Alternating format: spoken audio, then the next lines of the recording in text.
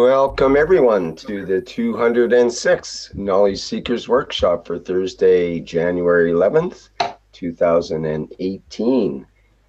And once again, we'll be hearing from Mr. Keshe of the Keshe Foundation Spaceship Institute. And I understand today I have a little secret that maybe he will be telling us some secrets of longevity and about how to have a 1,000-year lifespan, perhaps. I hope I didn't blow it, Mr. Keshe, but perhaps you can enlighten us. I think you're there, ready to begin. Yes, good morning. Thank you, Rick. Good morning to you wherever you listen to these public teachings. I hope we enlighten you to think more on your own, with your own strength of thoughts. We have inspired many people to do many things, and in so many ways. That's all been the purpose of the messengers of the past, to inspire man to live a correct life, and in a way to live independent of his any imagination, but with reality that he is in charge of his own destiny and he decides it. So, as Rick said, if you have listened to most of the teachings and understood part of it in a correct way, you should have already seen the secret that life has no limitation. 500 years, 1,000 years.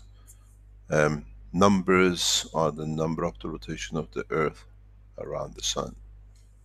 In the universe, we don't rotate around anything except the creator, the central cosmos, where everything rotates around it.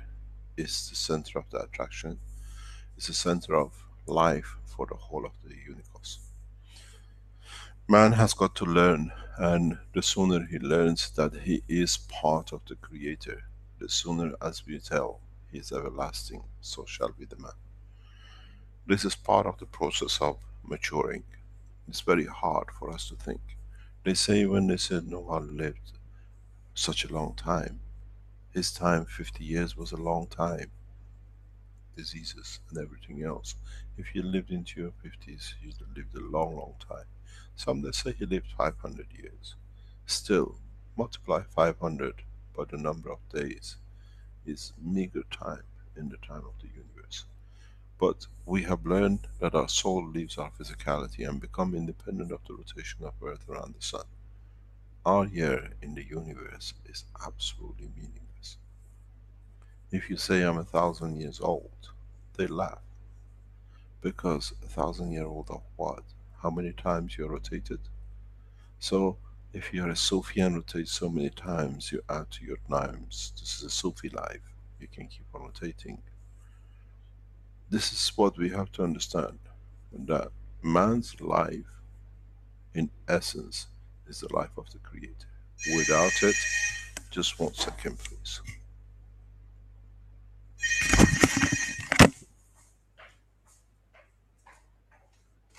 Yes. Hello? Yes. Yes, I'm on the meeting for next 3 hours.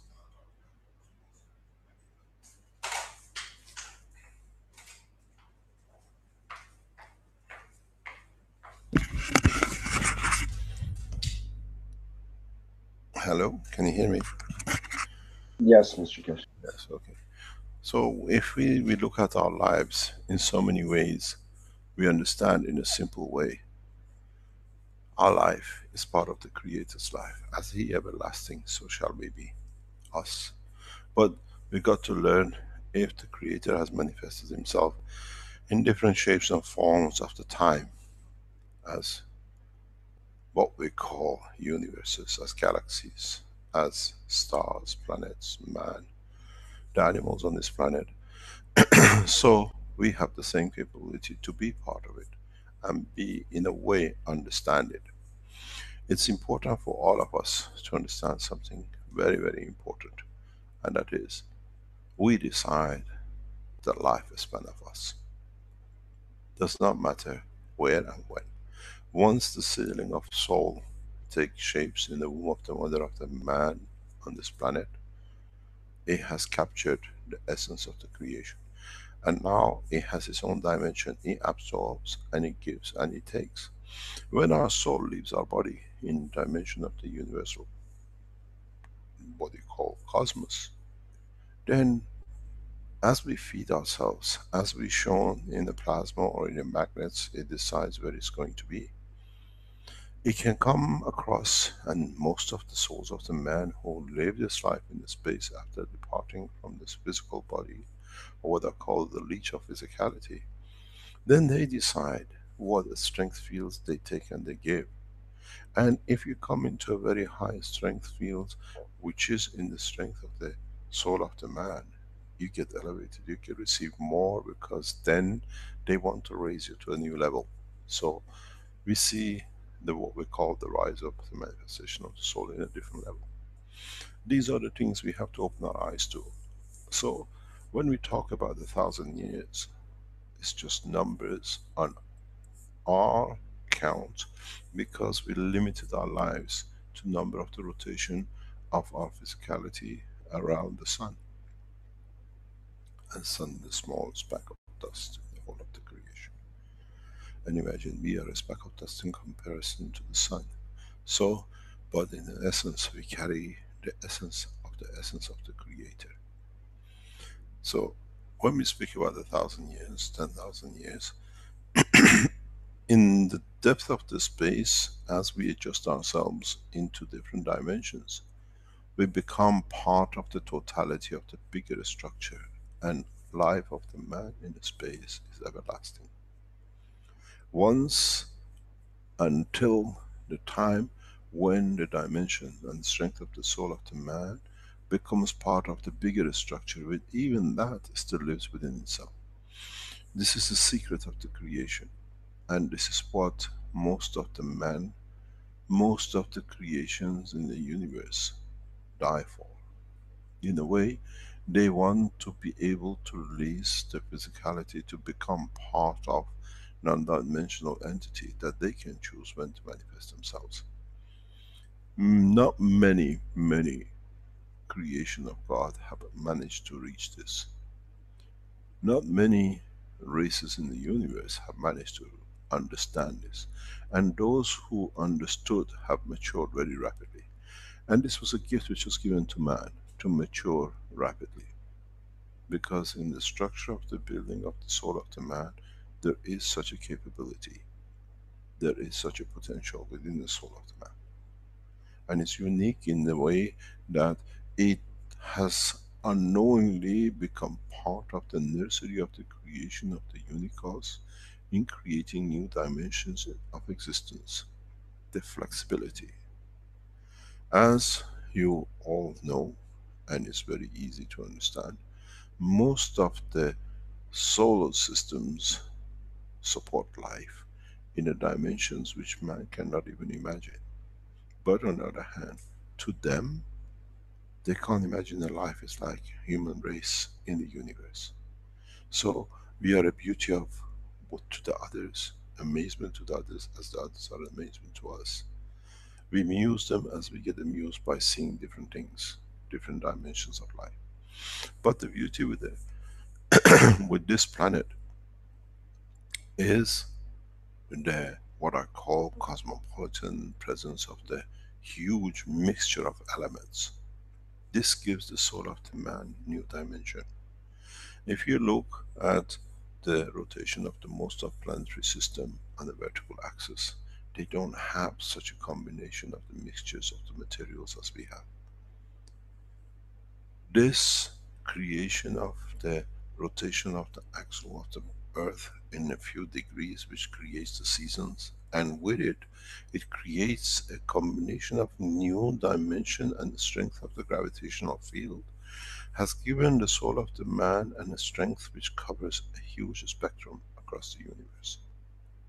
And don't forget, whatever we discovered, plutonium, uranium, and go, whatever you go, these are the first few elements, but they are the fundamental cornerstone of the creation of the soul of the man. And in the universe, if you have such a spectrum of energy of the gravitational magnetic field, it means you can manifest yourself in many different dimensions. It's a cake which has many ingredients, and each one stands on its own. It's a bouquet of flowers which carries 100, 200 different elements in it, and put all the isotopes with it. Put all the dimensions of different strength of the magnetic field. This gives the soul of the man in the dimension of the universe to be able to manifest itself in a huge spectrum of lives. Somebody's microphone is open, please. So, if you understand this, now you understand the beauty of the creation for man. Where and how we can manifest ourselves. In having and being able to carry such a huge spectrum of the fields in the soul of the man's gravitational magnetic field strength, it gives a man ability to survive. Is multitaskers of everything in different dimensions. And this is why the soul of the man is precious. Because then in the dimension of the universe, if you come in a position where it's only uranium mixture, you can manifest yourself because you carry the strength. And then you use the others elements in the strength of the magnetic field to add to it and manifest yourself in the dimension. If you come across a planet which is only carbon and manifestation of life in the carbon strength, man can manifest itself again. This is why there is so much emphasis on guiding the man. It's an accident of the creation, but in that process has brought a beautiful creation, which we call the soul of the man. You call it a Swiss knife, it can do everything. This is a Swiss knife of the soul of the universe. Man's soul, and so much contact has been with the man in the past and trying to educate the man, is not for the physicality of the man, is for creating the perfect soul of the man. Then the soul of the man in the universe become the messengers of peace, because it knows peace. Up to now has created many problems. So educating man to understand the beauty of his soul has been our responsibility. To appreciate this strength, to see the beauty in his creation. Not many creators, handmaids, are the same as human race. The spectrum of the strength which is built within the soul of the man is unique. In so many ways unique that you can become, the man can become, and those men who were men of peace and have joined the universal community are the peaceful ambassadors of the universe. But in that process, they're the teachers. In a way, they create this structure from the beginning which is peaceful. Because it's like you speak languages. I can leave you if you speak French in France and you communicate with the French. I put you in the English, you speak in English communities because you know multi-language, you can survive because you can carry on. You can go to China, you speak Chinese, you fit in. So is the soul of the man. It's the facets of the beauty. This is what the man has to understand. The life of the man is everlasting, as is the creation of his soul which is needed. But we need the physical body to be able to transport and transfer all these different strengths from this planet into the soul of the man. That's what it comes, the sperm and egg, and then the creation of the physicality. That we adopt, we perfect the strength of the soul. And then in time when a man decides to leave, or by accident leaves the physicality, the soul is already carrying the full understanding of the strength of the dimensions of the creation. So, is your body, is your soul 1,000 years old? Or are we nourishing a soul which will become the creator, communicator, and alive in different dimensions of the universe? This is what man has to understand, the beauty of his creation, not the torture which has been put in by those who abuse the physicality. The more we abuse the physicality, the more we deprive different strength to be developed in the soul of the man, that in the universe can exist in all dimensions. In a way, we take feathers off the wing of the bird, one by one, and this cannot be. This is the purpose of all these teachings.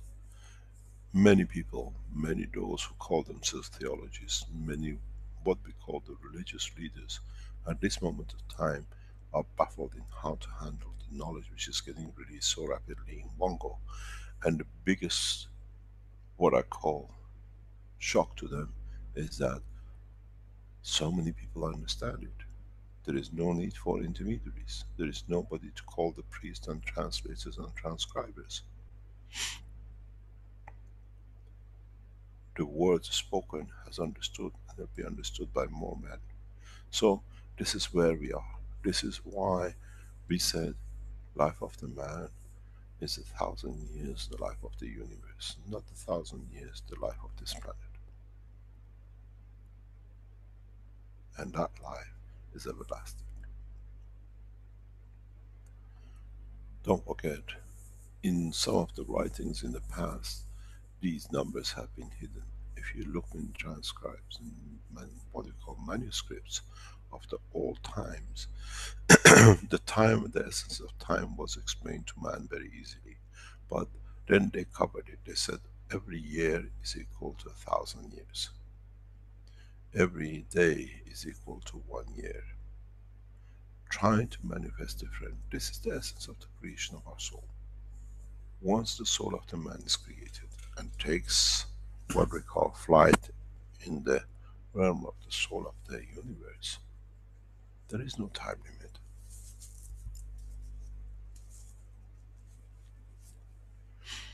As it's been said, if I tell you the beauty of the life in the dimension of the soul, every man on this planet will commit suicide from physicality. But at the same time, we forbid suicide, which means the body has not done its work to mature the soul of the man to be able to live within dimensions of the universe. This is why in most of the path of the beliefs and instructions, suicide has been forbidden, which means the soul has not gathered enough strength to be able to fit in all dimensions, has not reached the point of maturity. It's very much like what we call the children. When you have a child, can only take suckle milk from the breast of the mother. Then you introduce it to bread, meat. Then as it grows older, as it travels across different part of this planet, it gets to learn the taste, acquires the beauty of the Chinese food, the English food, the South American food, and it adds this like what we learn languages in the vocabulary of the science of the physicality. All these gives strength to the soul of the man.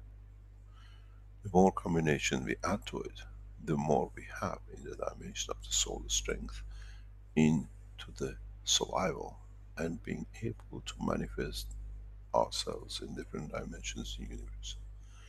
The soul of the man is sacrosanct and it has to take its own time.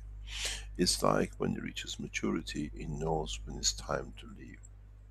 But as we understand more, that we get educated more, we interact more, the dimension of the soul of the man meets more dimensions in need of physicality, that it adds more to its different strength.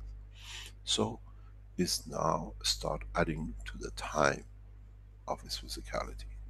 This is why at this moment of time we live, we used to live 30, 40 years and that was it. As the time of viruses and infections and killing and the wars reduced, man start living more secure. We found rice, we found wheat, we converted the grass to food and we became, stopped being nomads. And in so many ways, every step has added more to the strength of the soul of the man in this process. We need time to mature in the dimension of adding to our soul. In a way, when you don't do wrong, and in a way, when you last longer on this planet, you give more vocabularies, you add more languages to the strength of your soul, that you can manifest yourself in different dimensions, in different part of the universe. In the future, as is done by many men of today who have returned to Earth from deep space, they have learned this. You go back to the point of physicality, to charge up, to add more. It's just like you press a button, what do they say to you? They send you a message, update, upgrade. When you return back to the origin of life, where you came from, because you have the essence of the origin within you, you upgrade, you add more. And this is what the essence is. Many of the people of this planet will return back to this planet to upgrade. Because the people who stay here as natives are upgrading, are developing, are creating more and more.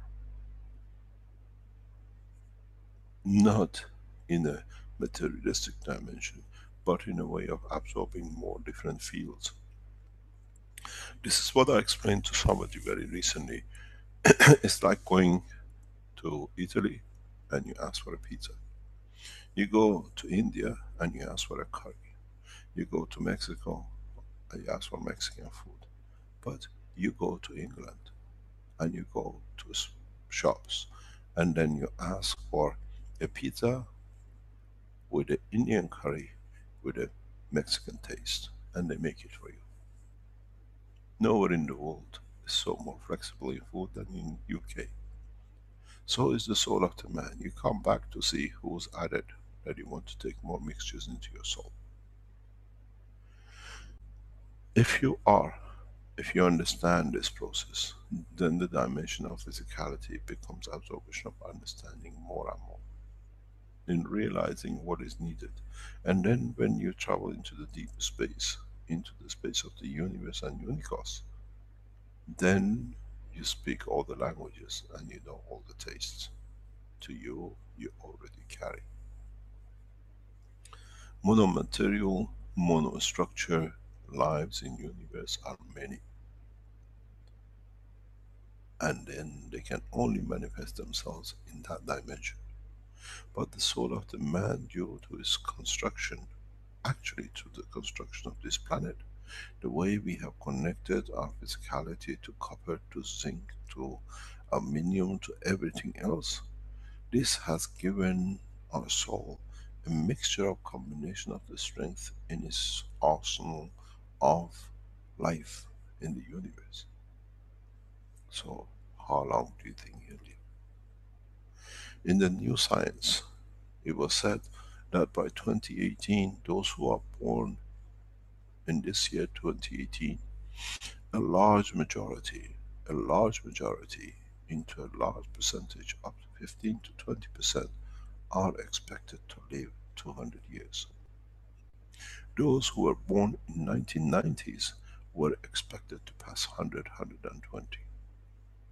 Those born in 2018 are a large number expected to live 200 with the present knowledge. But now with adding the new knowledge of the technology of the plasma, the life of the man with the children who are born today will be 1,000 years minimum. Because we have learned even to overcome those diseases which overcome our life of physical dimension. In so many ways, from now on, when you are 1,000 years, you're just a youth. You have just learned all the tools of life. Then you have to exist in the full dimension of the universe.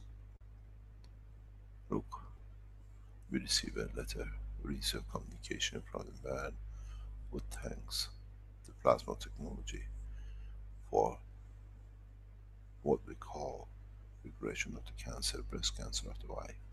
He's done it himself, nobody else. We've seen the new dimensions with our medical application. We've seen the return of that coma patient to walking, to be able to eat and feed. And then these are not miracles, These are understanding the science. These are understanding the true essence of creation. We've seen it with our dearest Naomi. We've seen where she is, and in her cycle. Now this accident is over. She lived maybe 500 years, 1,000 years. Because now even the physical accidents can be remedied. In the new, what we call clinics of the Keshe Foundation, we will emphasize on many of these strengths. Not returning back of the dead, but knowing that the soul has a still connection with the physicality, that it can be regenerated. It can be brought back to bring the physicality into dimension. I've done this twice, and it's very easy. And it's so easy if we teach the physicians how to allow the soul to still be connected with physicality, that the physicality can now use the soul to repair itself. There should be in the coming time no one in coma more than few hours. As we teach more, as we learn more. In a way, we learn more that even the death can be negotiated in the dimension of physicality and soul of the man. Does the soul still wants to leave the physicality, or the physicality still wants to be attached to the soul? It's a marriage which has to be in perfect harmony, and it's got to be accepted by both, the separation from the physicality. This I have taught you a lot in the past few weeks. You can decide. So you can decide to change your physical dimension into the dimension of the soul, and then bring the soul within the physical dimension when you need. This is an art. This is understanding of the true method, true structure of their life in the universe. In so many ways, when I teach you, and I've said many times, we've seen this, we've been there. That's what we do. We transfer our souls in the physical dimension, and when there is a need, we interact, we live, and then we bring the soul back into physicality for it to be there. And then like a chameleon, we turn inside out. We let the soul to take over the physicality, and we take a new dimension in the universe. Every man on this planet, with the essence of his creation, should be able to do this. It's a choice. It's a creator's given right, and nobody else. This is why we see how much man has let himself down, and is allowed to be abused. And with that abuse has not allowed the soul of the man to educate the physicality of the man. That is where the balance of the equality has gone, and then it's been abused. If you look at the history of the man, look at the Persian Empire, look at the Greek Empire, look at the Roman Empire, look at the time of pharaohs, look at the Chinese cycle of understanding of their life. Man has progressed in these cycles where man has been just and correct, and it's been peaceful with itself. We've seen the dividends of the true man of peace. And now we see the true meaning of how they have added to the knowledge of the man through the time when they were peaceful. There's been a myth that when the pharaohs built all these buildings, there was slavery. That was the time when there was more equality than any other time in the time of pharaohs. Where a leader and a soldier and a foot soldier all were looked after the same. So they worked the same, there was a harmony, there was nobody above to do. It was done with the pleasure of doing. We see the same process now in Keshe Foundation. Many people in the background, in the work, They work on the same ethos. They're there to see the change, because the change comes with the peace of mind, peace of mind. So, in the coming time, when you say you're from planet Earth, they don't ask how old you are. They ask you, what do you carry? I need this part of it. Have you managed to add so much to your soul that you can give from it that we can survive? It's very much what we call on this planet the blood type. Are you O, or are you AB, or are you A? You can only give to A and nobody else. But what about to be the blood which fits everyone? And that is the soul of the man. That is the soul of the man in the space. That wherever you come, you lay your head. It's your home. And you are there because of the knowledge you have gained, the strength to be part of the support and part of the life in that dimension. The soul of the man has many beauties and many assets, but the man has never found out. Now it's time to appreciate himself. Now is the time for him to understand the true essence of the creation and the reason, be it just by accident, for him to be precious in the universal community. That's why we spend so much effort trying to bring man to understand not to do wrong, because in a space that these wrongs can be dangerous for some. The true essence of life is not the physicality of the man, it's the soul of the man which can do so much in the depth of the universe, in different dimensions, in different, what we call unicos. Different parts of this unicos needs the soul of the man. No one has ever told man which universes they landed in. As we know, as we say in a man's world, lions with lions, birds with birds. In so many ways, the soul which we have created can fit in the dimension of the soul of another cosmos, another universe, which now we become the feeding line to that dimension. This is the beauty of it. This is in my teachings, in many, many ways. I have hidden this work, and I have spoken many times about it. We say, now that we understand the work of the plasma, we can make magnet for anything. As I said in all my teachings, magnet for carbon, as we see in the CO2 box, magnet for anything you like, for plastic, for metal, for wood, because we create the dimension of the essence of that environment. So is with the soul of the man. In the soul of the man, we create a magnet that it can be attracted into any part of the universe where it can serve. Not only this universe, but in the universe. So, does man live 1,000 years? Meager number of rotations of a meager planet in a meager star, which is in a meager part of a solar system, in the galaxy which is totally lost in the whole structure of the unicos and the rest of it. Or is this the nursery of the soul that with it helps every dimension in all the unicos? The answer is clear, it's the second, not the first.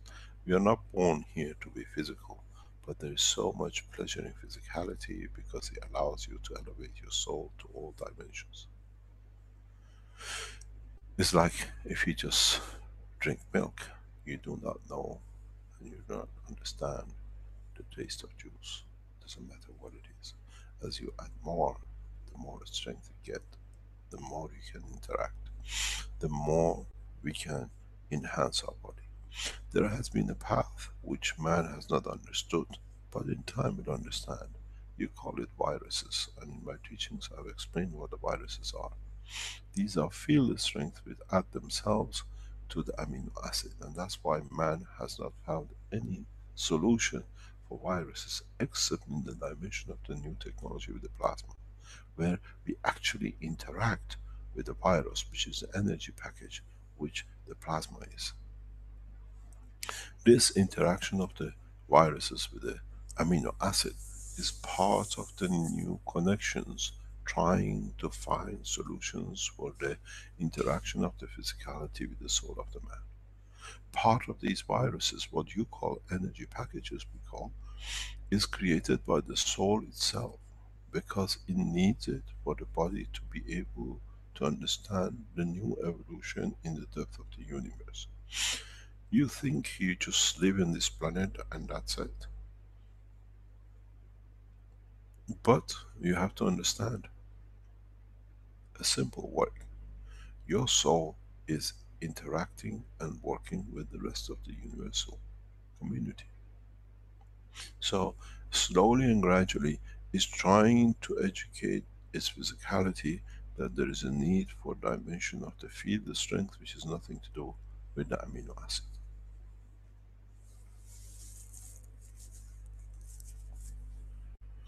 Maybe for the first time you understand why some viruses kill some, and some viruses, the same virus does not touch others.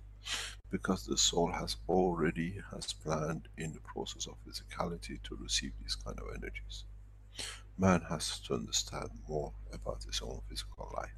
And the energies which come from the universe and energies which come from the soul of the man, in a way trying to train his physicality to stand more of what is to come, which is the interaction with the field of the universe,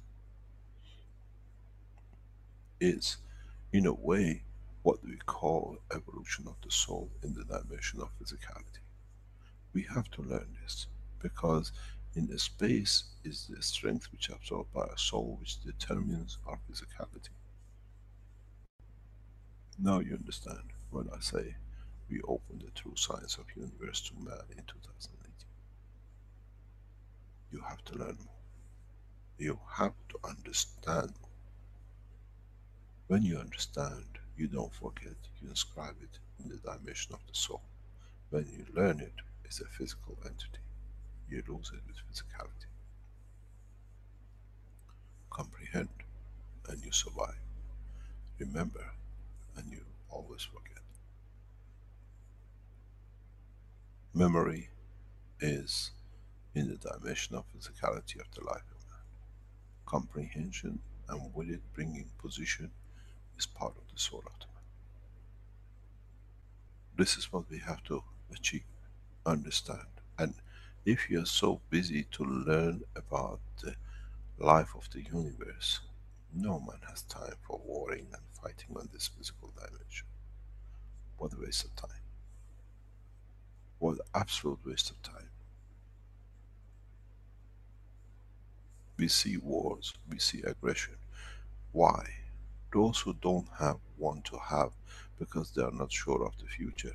But once they get habit of getting it by misconduct, it will become their nature.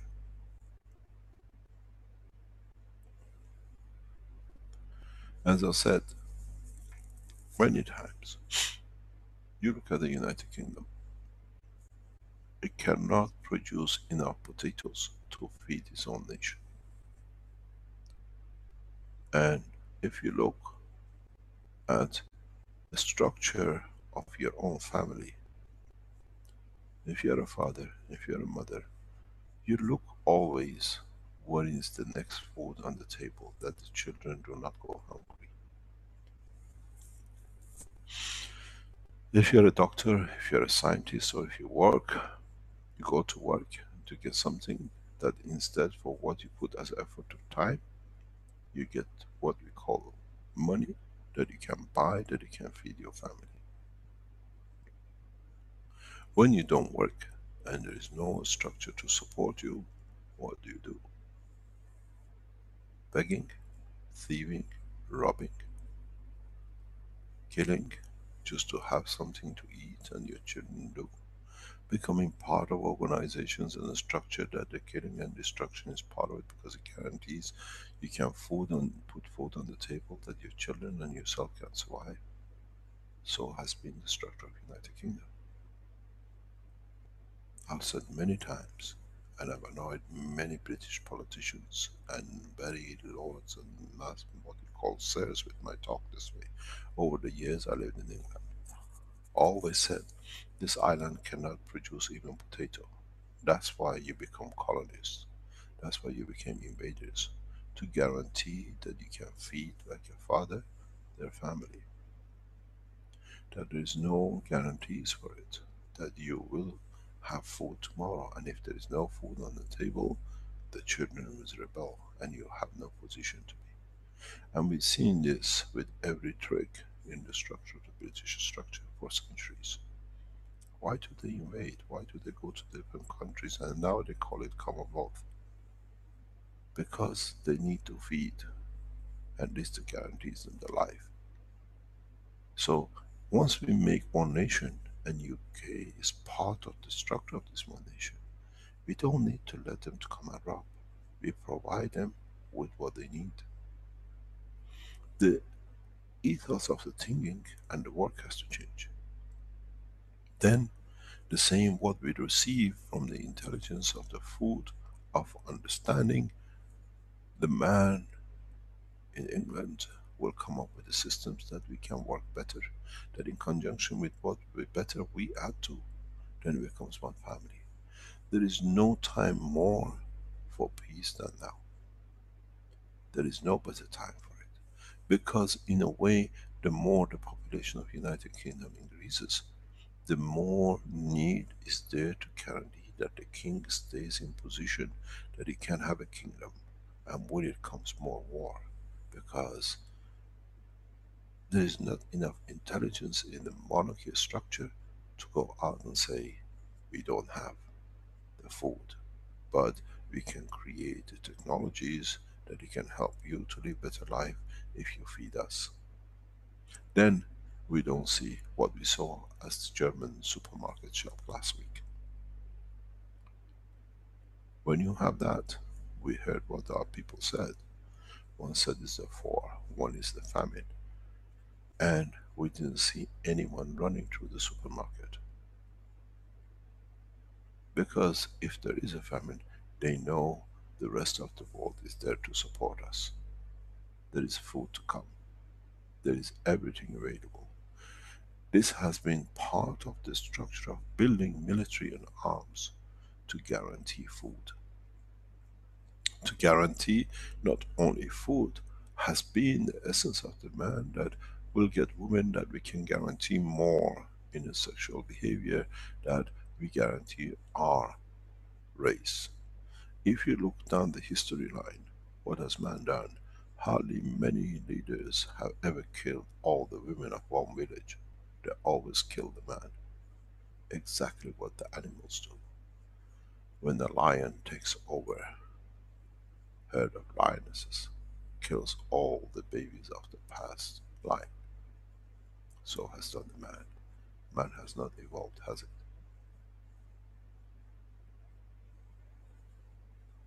How many times we read in the history that the world leader has killed all the men, and how many times we have heard that they killed all the women? I think there is none of the second. And it's been the habit which has been brought in by the misconduct of Moses. We all know how he came in a basket. All the male creatures to be slaughtered, that there will be no one except the king that stays on his own.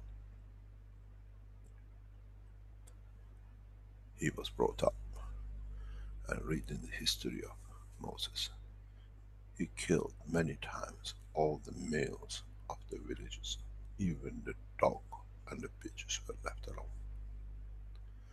And come down the history 2000 years. Hitler, of a Jewish descent, did the same thing. Those of you who are from Netherlands, you've had a couple of villages like this, that he ordered all the male species to be killed. So the wrongdoing of the Prophet has become the wrongdoing of the subjects. We see the same process in other parts, in different religions and sects and everything else. Because man has not understood, it's the soul of the man is precious, not the physicality of the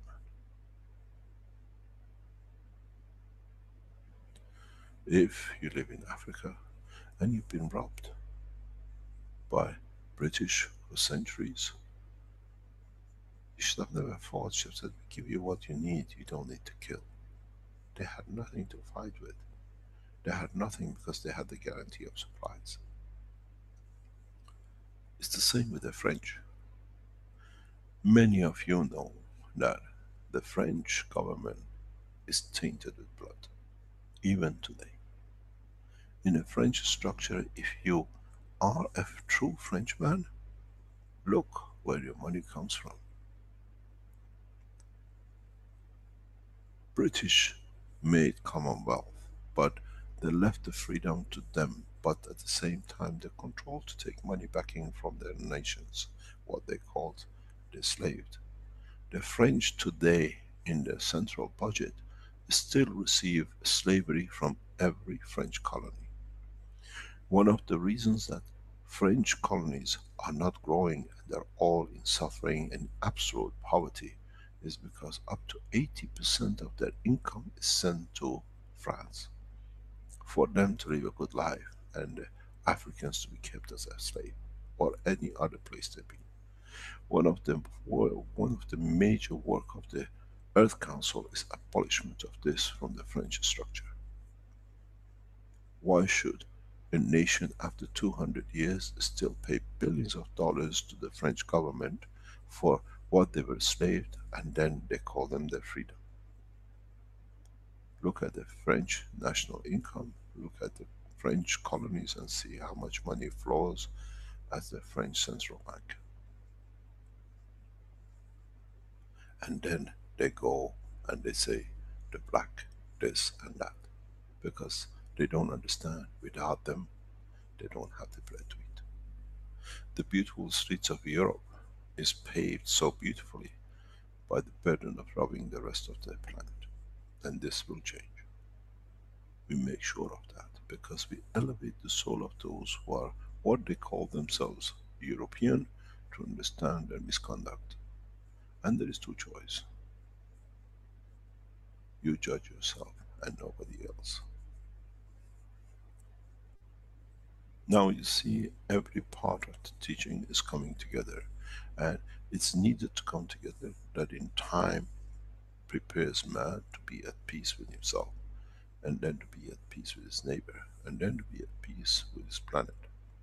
And this is the purpose of these teachings. When you know you can absorb anything you need using your soul to feed your physicality, is there a need to rob another nation? Is it the need to slave another person? When in fact by slaving another person, now you have enslaved your physicality to your soul. Man needs to teach, and man needs to learn a lot. In the coming time, we will see conflicts, huge conflicts within the structure of the European continent. I have warned this recently, and you will see it. Because the other nations will not yield to be subordinate, and the other nations will not allow the Europeans to make arms to kill each other in other planet with their guns. Man of peace will not allow this. So Europeans need to learn there is no more time for gun manufacturing. And then they become equal. They don't see themselves, because of the color of the skin and the murders they've done, to be superior than others. When the Europeans at this time learn they're equal to the others and they have to be part of the same society, they are not any higher than the others, then we start the first steps towards world peace. Then many of them will become the messenger of peace. This is the time for it, and the evolution of it has come. The start of the game comes very soon with the abolishment of the kingship in the Kingdom of Belgium. You will understand very soon. There was a reason we were banished into Belgium. There was a reason all this had to be done. It's part of the life which I've accepted. But through it, we'll show the mistakes of the past. And by one kingship going, the rest will follow in the winter of what I call end of kingship. Because through my life, the others understand how wrong is and how much abuse has been. And then the rest of the humanity very rapidly will grow into it. We will see the end of the kingship through understanding that nobody is king to no one. And then those who call themselves king and abuse have to stand their own terms. I've said many times, if I go and take revenge on killing and doing all sorts of the technology we have, the Belgians, I make the mistakes of Moses. And that shall never be done.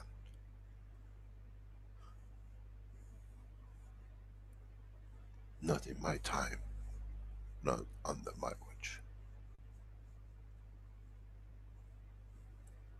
We mature them, that they punish themselves by understanding how much they've done wrong to themselves and others.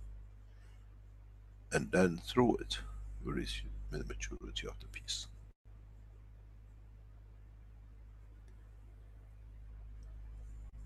We have to understand the time has come for the religions to collectively fight each other or to find a path of peace.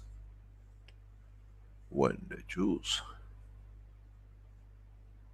kill the Christians and the Muslims burn the mosques and the synagogues, and then what you call the churches, then they come, it's a financial damage we cannot take. Then we find a solution. There are two choices for the religious leaders: to fight it out or peace it out. And they'll go through the peace because they have collected so much that the greed of the wealth will push them into that limit.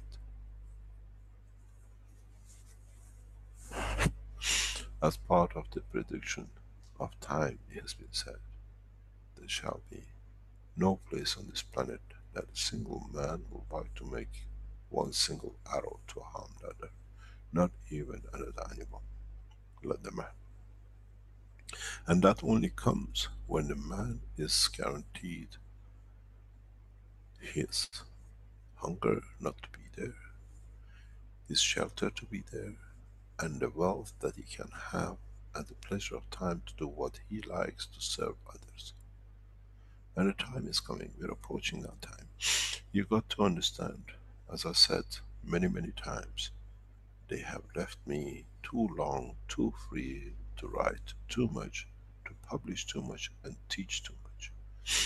Once this, what I call, blockage of the Fox News goes off the Keshe Foundation, and these teachings become so available peacefully across the planet and promoted by those, you will find 99% of the human race will become peaceful in no time.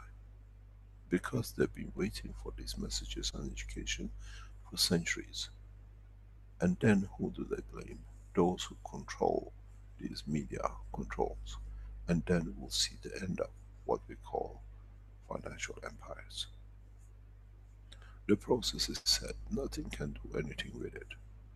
As I said, and I repeat many times, as we've seen the new factories, the new research centers of the Keshe Foundations come into operation, up to now, the wealth of the nations and others has been by gold.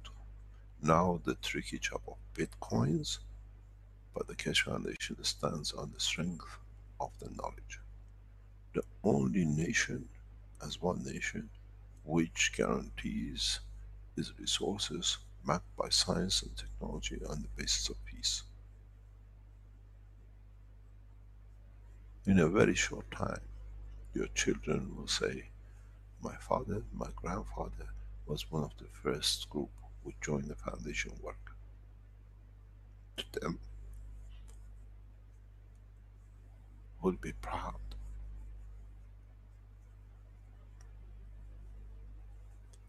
And this is where we are going, and this is the path we have chosen. I don't need to teach you about the GANs and technology, but I still teach you because you have to know how to elevate and add more to your soul. Now you understand, when we go back to physicality and teaching of other things, is to teach you how to add more to the arsenals of the soul. In a way, the arsenal that I can survive in more dimensions in different part of the universe. I'm going camping and I'm taking for every weather. It might be snow, it might be sunshine, it might be raining. I'll carry everything with me. And this is the purpose of these teachings, that you carry enough that you can manifest yourself across every position in the universe. And this is the beauty of it, because then you can contribute in what I call being part of the totality and not being isolated, because you don't carry that bandwidth of the strength and everybody else have a part in physical dimension and I cannot be there because I'm just in dimension of soul. I don't carry it with me and I can't be in the party. I'm not there, not because I'm not invited, because I'm not dressed appropriate for the party. This is the craving of the man in the space. Why didn't I do more? To have more, to be able to be in party in every city of town. I have a friend, and that friend is part of the structure of my soul. Now you understand. Now we understand more and more. Why and what's the purpose of these teachings?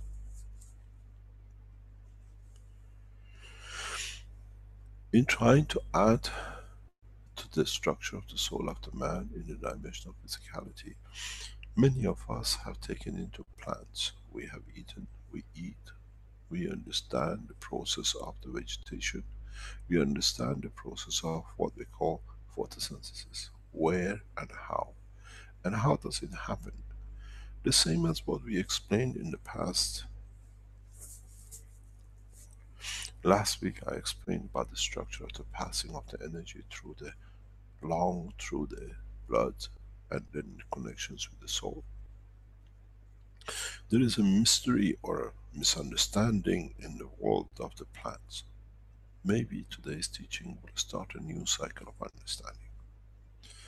If you look in the history of the education of the man in the physical dimension life of the plants, we've been told that the plants give oxygen during the day and they absorb carbon at night. And then we have explained it again, like what we said, we breathe air and oxygen goes through the lung and goes then through the wall of the lung into the blood. The fallacy, the most beautiful fallacy which we all have accepted because the lack of understanding. The same fallacy exists in what we call photosynthesis. If you look at what is photosynthesis, how do they explain, how do we explain in the world of science today? I've asked Rick to dig it out, that we understand the present knowledge and then we add to it that we understand it in a more correct way. With a new knowledge of the science of the plasma, new science of the creation of the fields of the universe. Rick, would you like to bring up the page about this photosynthesis, what it is and what he explains to us? Sure, Mr. Keshe. This is the Wikipedia page that is always a good reference to get a baseline of what it's all about. We call it photosynthesis. And as it says here, just to make sure my microphone's, yes. As it says here, photosynthesis is a process used by plants and other organisms to convert light energy into chemical energy that can later be released to fuel the organism's activities or energy transformation. This chemical energy is stored in carbohydrate molecules, such as sugars, which are synthesized from carbon dioxide and water. Hence the name photosynthesis, from the Greek phos, light, and something, synthesis, putting together. In most cases, oxygen is also released as a waste product. Most plants, most algae, and cyanobacteria perform photosynthesis. Such organisms are called photoautotrophs. Photosynthesis is largely responsible for producing and maintaining the oxygen content of the Earth's atmosphere and supplies all of the organic compounds and most of the energy necessary for life on Earth. Shall I go on with this? Or I also have a video, Mr. Keshe, if you want me to play it, that shows in intricate detail the process within the leaf and so on that goes on. Yes, go ahead. If you don't kick me out every time you put a video on, I get kicked out. I have to come back in. Okay, well, let me give it a try here and see what happens. Just get it set up. I stand by for being kicked out and come back in. Okay, I'm going to share the screen there and see if we can get this to work properly. Are we allowed to use this? We have no problem. This is yeah, I should let me go back first. This is a Community Commons video that's free to use from the website as I'm using it here for educational purposes especially, but it's free to use. So we just get it started here.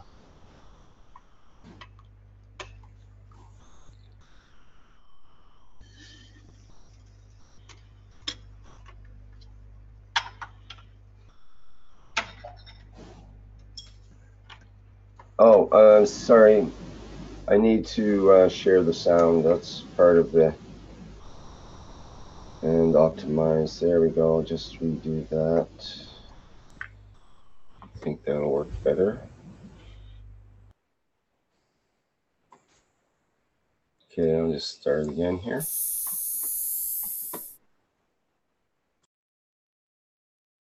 The process of photosynthesis produces ATP from ADP and Pi by using the energy from light to excite electrons that are passed along an electron transport chain.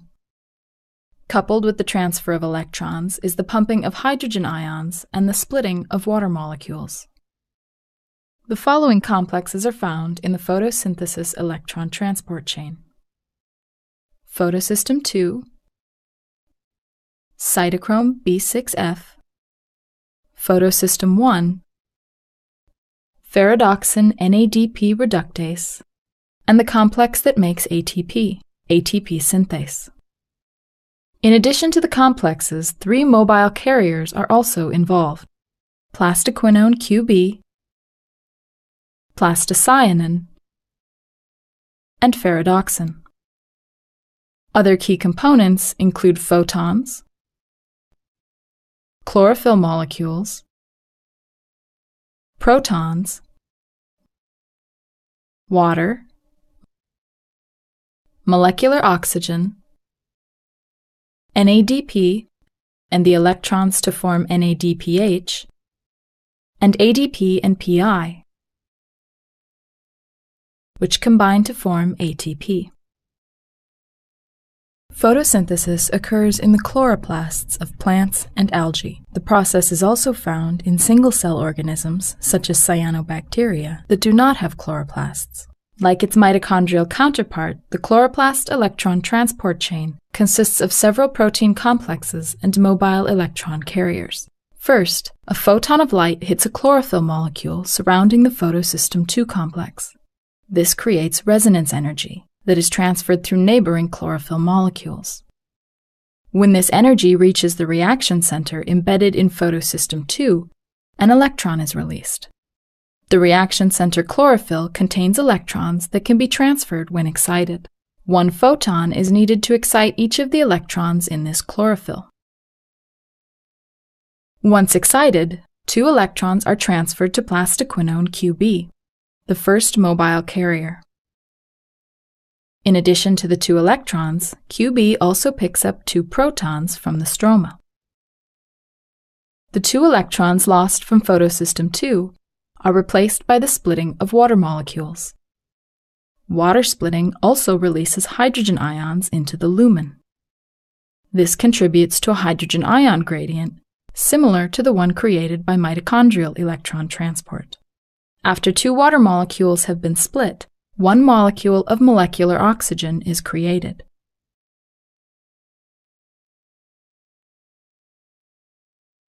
Plastoquinone QB then transfers the 2 electrons to the cytochrome B6F complex.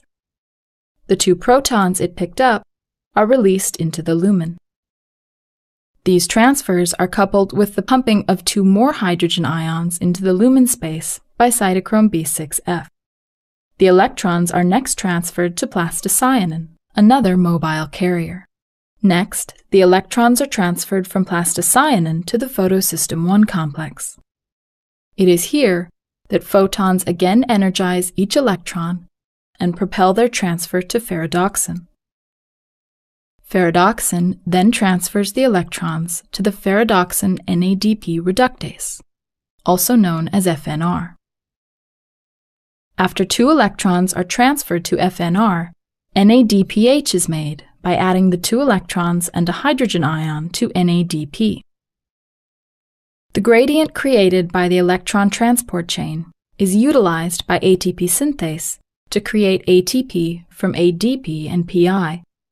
This is similar to the way ATP is synthesized in the mitochondria. ATP, NADPH, and molecular oxygen are the final vital products of photosynthesis.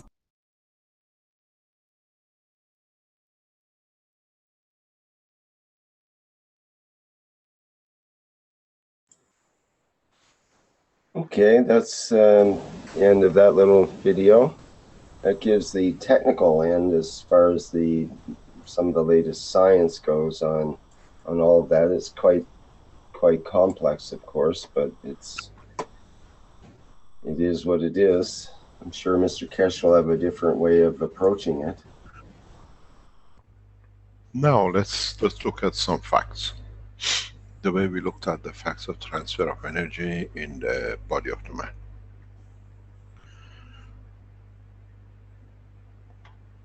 The physical process has been understood and explained this way, but the real structure has not been understood.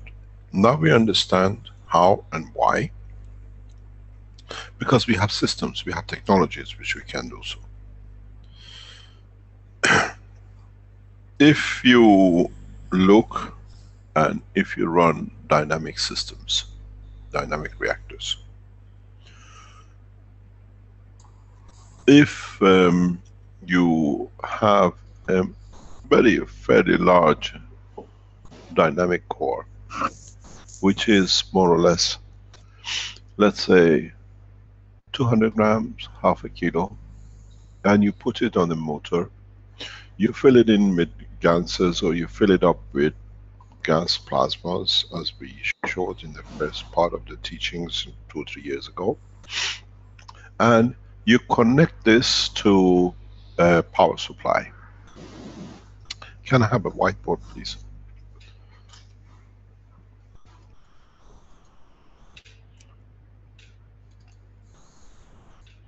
Anyone can give me a whiteboard? Yeah, coming up here, Mr. Keshe. Just get this out of the way here. Where am I? I've lost my whiteboard. I'm just trying to. Are you providing a whiteboard, or do you want me to? I see your screen is coming up there, or Flint is. Can you provide me with the whiteboard? Flint's got a whiteboard going there now. I think that should work. Okay, now I have to share. What does it say? This will stop address. Continue. I want to share my whiteboard. Okay, now we're here. Let's look at something very interesting. No, Mr. Keshe, we see your screen. Yeah, can you try again, please? Pardon? We see your screen. Okay, there we go. There we go. Now we see the whiteboard. Thank you. Yeah, it took time. There is nothing on this. We chose this laptop especially for this job. Nobody can interfere. It's only for Thursday's teaching. This is the beauty. We can work this way. So the hackers have got a lot of job hacking themselves. Okay, now let's look at something very interesting with this process. What I'm going to do is very simple. Choose the color. If those of you who remember, we worked in this in Sano, we have these reactors, gas reactors, which are run by a motor and then connected to a power supply, current and voltage. What is interesting is that for those of you who haven't done these experiments, it doesn't mean anything. For those who have, it brings out a lot of reality into the whole process of understanding of the plasma and what they call photosynthesis. If you take a 24-hour cycle, observing voltage and current, something very strange happens. If you go back into the presentation of Eindhoven, where I showed the ball with a lot of parachutes, I call it, and then we showed the fluctuation in the power, where during the night we produce more power than during the daytime. This should have cleared this to a lot of you, exactly what it is and how photosynthesis works. The photosynthesis comes through primarily and only through the operation of gravitational magnetic fields of the planet, and nothing to do with anything else. The rest of it is the process of conversion. Why does photosynthesis happen in the dark, at night, not the daytime? If you look at this voltage current, you see something very, very strange.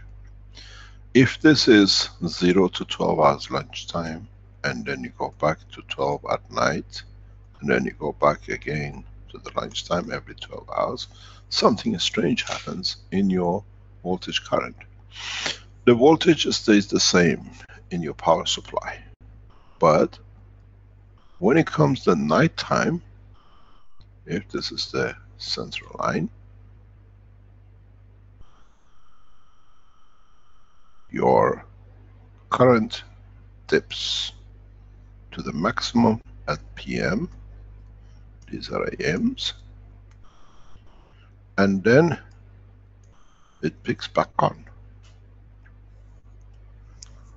Very strange for a motor which carries the same weight, the same motor, the same current, should be a straight line like this one.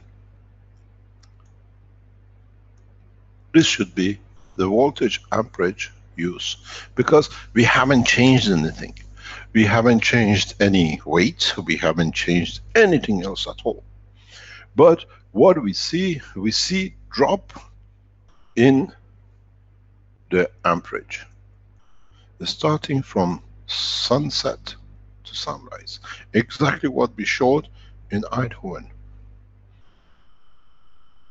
In Eindhoven, we showed, and in the papers, and in the poll which I have made, that the power production increases by 2 or 3 times during the night and the daytime. Why? If you look at this, what I call graph A and graph B. Graph A, as a scientist, as a researcher, tells you something very strange is happening. Because by law of physics, the power used to run a motor is, where am I? Why have I got to this trap now? Okay, the power used, what we call watt, is ampere times voltage. The power on this line should be constant because we haven't changed any weight to increase pressure on it, or we haven't reduced anything to decrease it. The only thing which changes is the day and night, which is the pressure of the sun, gravitational magnetic field, and the pressure of the earth, gravitational magnetic field. How come the power reduces at night time? As the sun sets, we see the dip. I have asked one of the research centers to plot this out themselves, because this is important for them as they're in the space development, in understanding how you can lift from a planet. What's the reason that they cannot get their flight system sorted out? Because they have to understand this concept. So what happens? Why does the power during the night time reduces? It's the same motor, but uses less energy, which means there is less pressure on the motor. There is a less pressure that it needs current, which means the sun gravitational magnetic field is withdrawn, and the earth gravitational magnetic field, in the absence of the sun, it can push further up. And in pushing further up, it takes weight off the motor, it takes weight of the plasma inside. The mystery is not the system, the mystery is this, the gas inside. Because it's in a plasma condition, because it's in gravitational magnetic field strength, the earth gravitational magnetic field strength touches it, so it has less weight to put pressure on a motor. When you run a system the way I do, it's very significant, because the body stays the same. During the daytime, you go to 100 milliamp. And at the night time, you come down to 85, 87 milliamp. It's nearly 20% difference.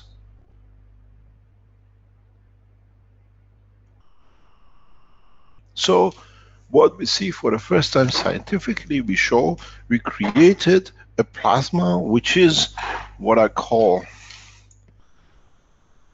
if I can change the color that you can see it better, we created a plasma in this blue section, which now it has an intermediary of the sun and an intermediary of the earth gravitational magnetic field.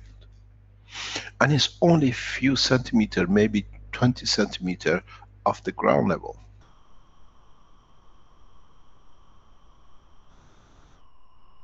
And then you change this to a leaf of a plant.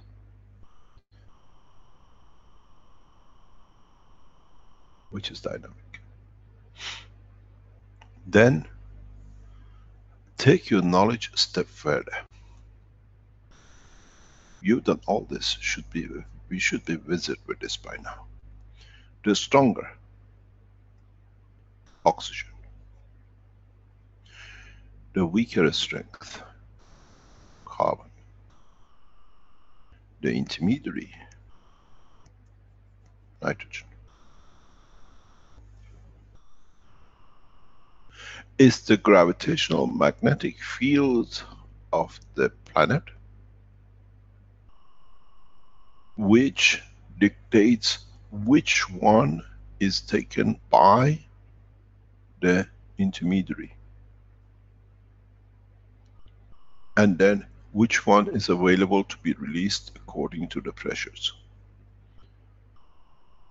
gravitational magnetic field pressures. Then this changes all this video we have seen. Because in this video we just seen, released by the American education website, they hide something which they don't understand, but we understand. It says a proton comes and electrons are released, and then another electron comes on the where are these electrons and protons? What are they affected by? Why do they get released? Why does the process goes during the night time? Because now when it's a plasma on its own, it affects with the magnetic gravitational field strength. Where do they come from that they get produced, and how come electron is released at a certain time of the pressure and a proton and the neutron comes from somewhere else? You see, the teaching is correct, but what is not understood in the packages of misunderstanding of the man is just added in. But if you put in now the further understanding in the knowledge that the gravitational field, the strength of the Earth, 85, 87, less pressure, less magnetic gravitational field pressure. What does it do? It pushes the lighter weight, which is carbon, into the boundary of the nitrogen. During the day is the reversal. The pressure of the higher releases, pushes one down, and the other one is available. And then you have to understand something very, very interesting in the whole process. There is a word in this teaching which is added. It calls amino acid.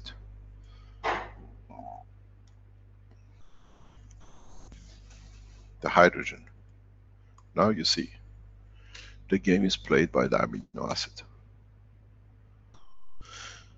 So, in fact, all the, what I call rubbish we heard, to a simple man like you, who understands now the creation of amino acid, and understanding that the whole atmosphere around the system is amino acid based. Now you see the interaction. This is your CO2 gas, isn't it? This is your box, but you call it a leaf. All that explanation, this and the mysteries, to you who understand this, is solved. Through the interaction of gravitational field of the Earth, you change the gravitational field, the strength within the center, which is nitrogen.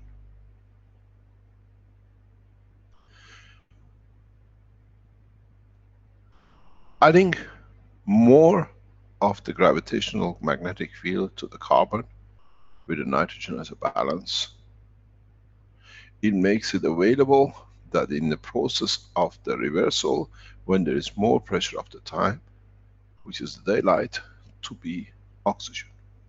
Then if we understand this process exactly, then for the first time we understand even, for example, why do we have tree lines, vegetation line in the mountain ranges? Is the gravitational field strength at a given point in the understanding of the new science that allows different strength fields to be created. At this point, no vegetation, we don't have the amino acid connections for vegetation to exist. We see a tree line. This now makes sense and fits to the rest of picture of photosynthesis, what they call photosynthesis, what we call plasma technology. The reality is that now we understand more of, and then the fallacies and all these pictures which are made become nonsense. Because it has been put in by words, because they cannot understand. There is nothing wrong with the present video we've seen, but now we understand the reality, we understand more of. We understand what this means, because This becomes important for us in deep space, in creation and creation of the amino acids of the place of existence.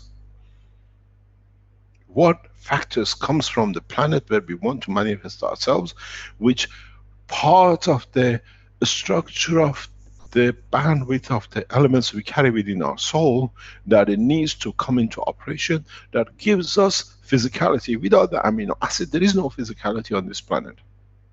That's life. Then, in even deep space, in different part of the space, our scientists who want to still be in the matter states to travel with what they call the spaceships, in understanding this, creating the two division sections of part of the fields, allows them to create anything which is needed by the body of the man. This is the job of those who started this Monday in the new Keshe Foundation Research Centers for interaction of the fields of the matter of the body of the man. As you know, we have opened a new research center, and we developed it to become one of the largest research centers in the space technology for matter and food. It has actually started, and I thank all of you who've been there on Monday, and you have set it up and started to work. But this teaching is important and it's targeted for you. Please understand it. This process is important. As I said, when I teach one, I teach everyone that totality understands. Now, if you have a doubt and you don't understand it, go back and make one of those original reactors. Even with your little reactors you put on the copper, what do you call it, this cooling system of the computers. And fill in with different, and sit down and note the current flow is milliamps. And how it drops, nighttime, daytime. Then you haven't changed anything except the field of the sun which goes through the walls of the house, goes through everything, and the field of the earth which comes up through the ground level up. Then now this changes the whole structure, the whole fallacy of photosynthesis. There is part of this education which you need to understand, and it's important even for our space technology research labs to understand this. Can I have a whiteboard, please? Just take a photocopy of this, please, and give me a whiteboard, and then we can have this back again that we can work on it. Can I have a whiteboard in the background, please? There is a very important part with this work that we need to understand. And this goes back to original teachings, very original teachings which we did. And this original teaching was like this. You have, why can't I do my job? There. Okay. So what happens is this. Let me take this out.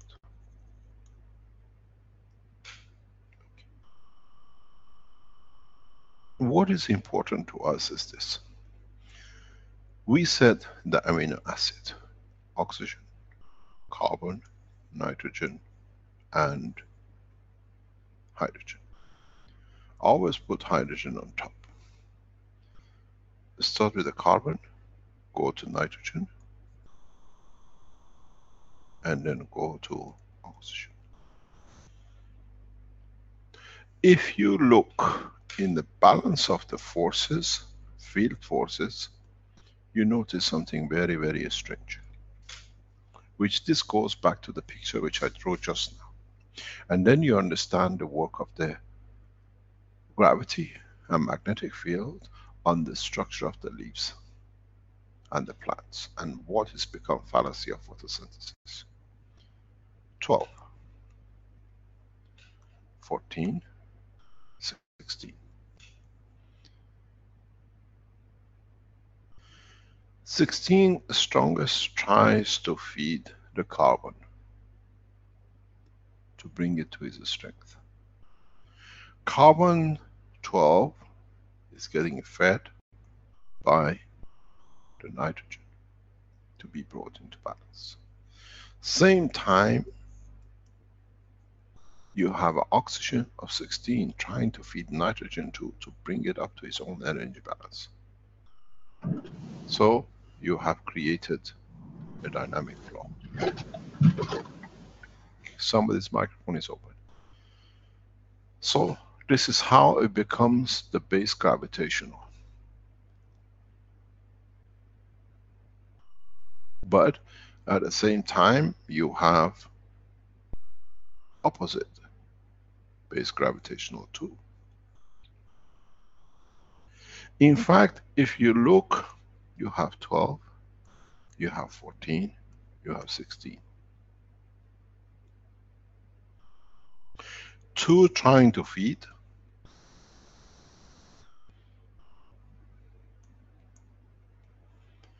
and the balance, what comes up, is very much, very little. Very little.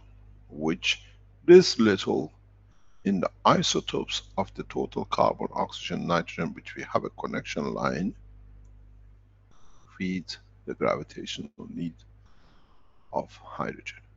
Which that, in turn, itself, as receiving of the equal strength of itself, it becomes the feeder, balancer to the others. And because this has a slightly more hydrogen, becomes the energy source. As we see, CH3, the sugar.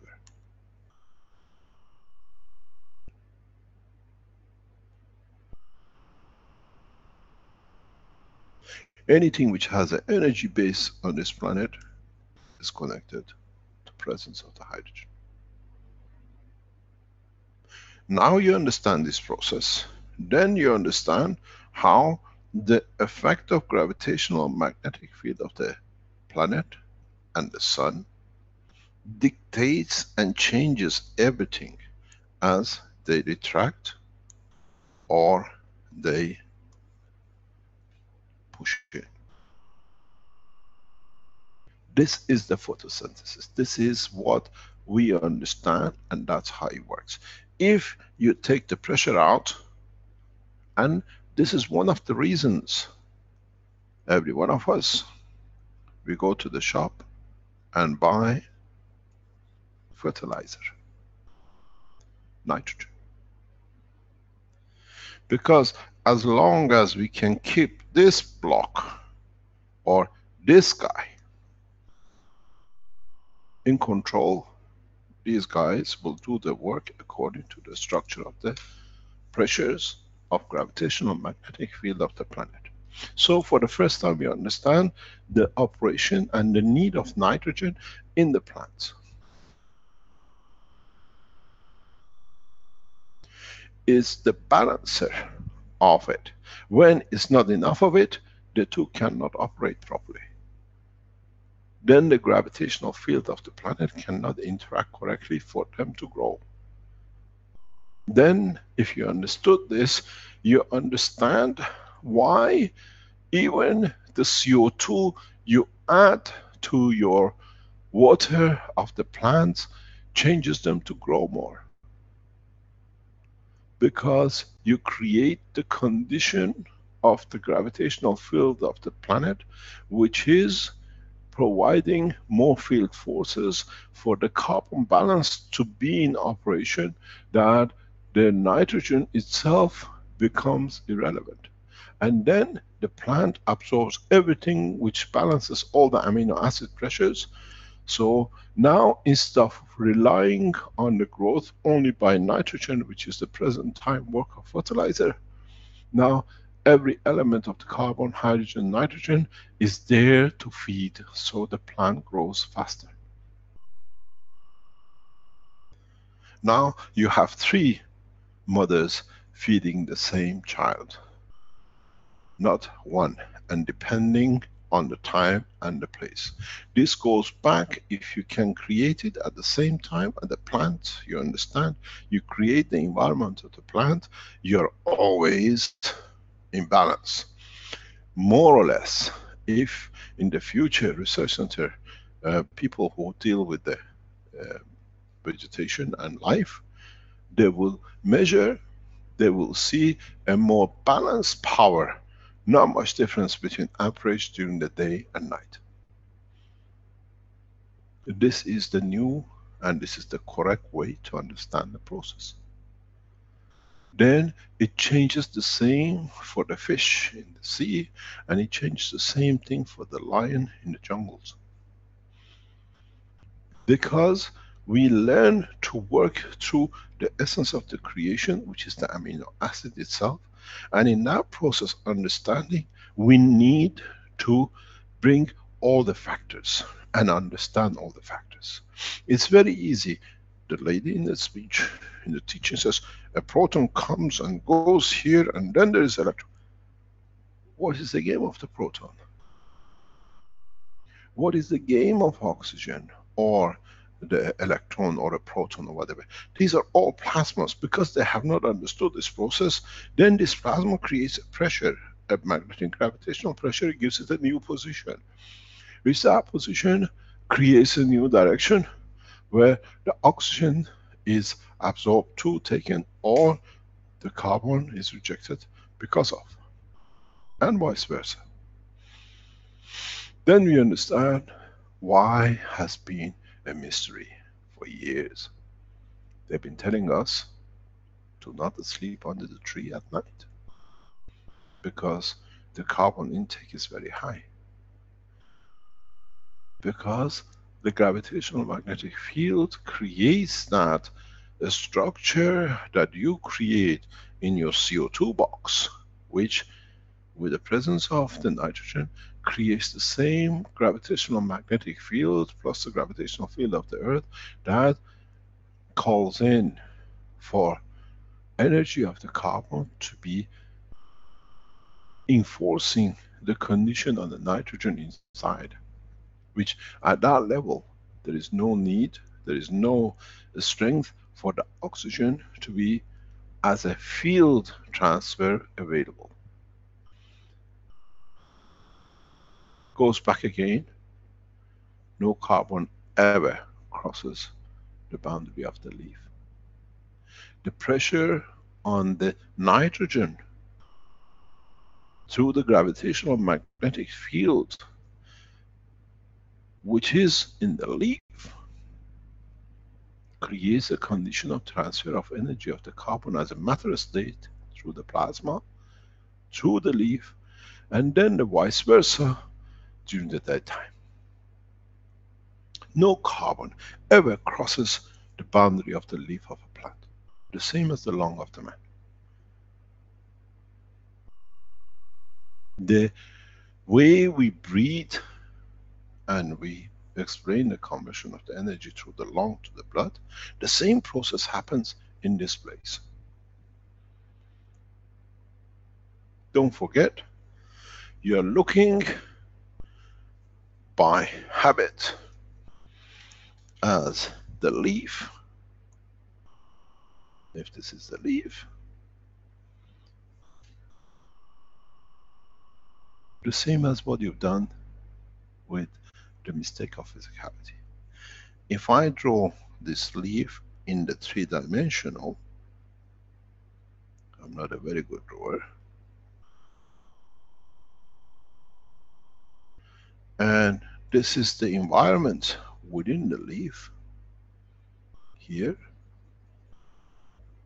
this environment is in gravitational magnetic field Gans state. Is not in a matter state, even though you have the skin of the plants. The skin of the leaf is the skin of the body of the man, holding the plasma of the Gans of the body of the element, which is the leaf content inside. This is why, if you understand even deeper that this is made of amino acid, Mr. Cohen, then we understand why plants have emotion, and if we can tune into the gravitational magnetic field of them, we can communicate with them. Because they are made of the same amino acid from the same environment that you and me and everything else is created out of. Now, the life and the science of the creation in the dimension of the what we call vertical people has different meaning if you understand this fully.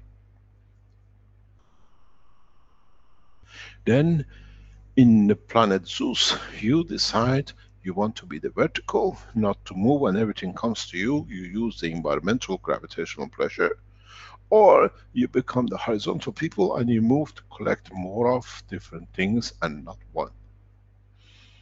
You become the traveler on a jet plane in different directions from China to United States and then South America, or you decide I'm a local guy, I'm not moving from the village, but I take everything that comes in the village.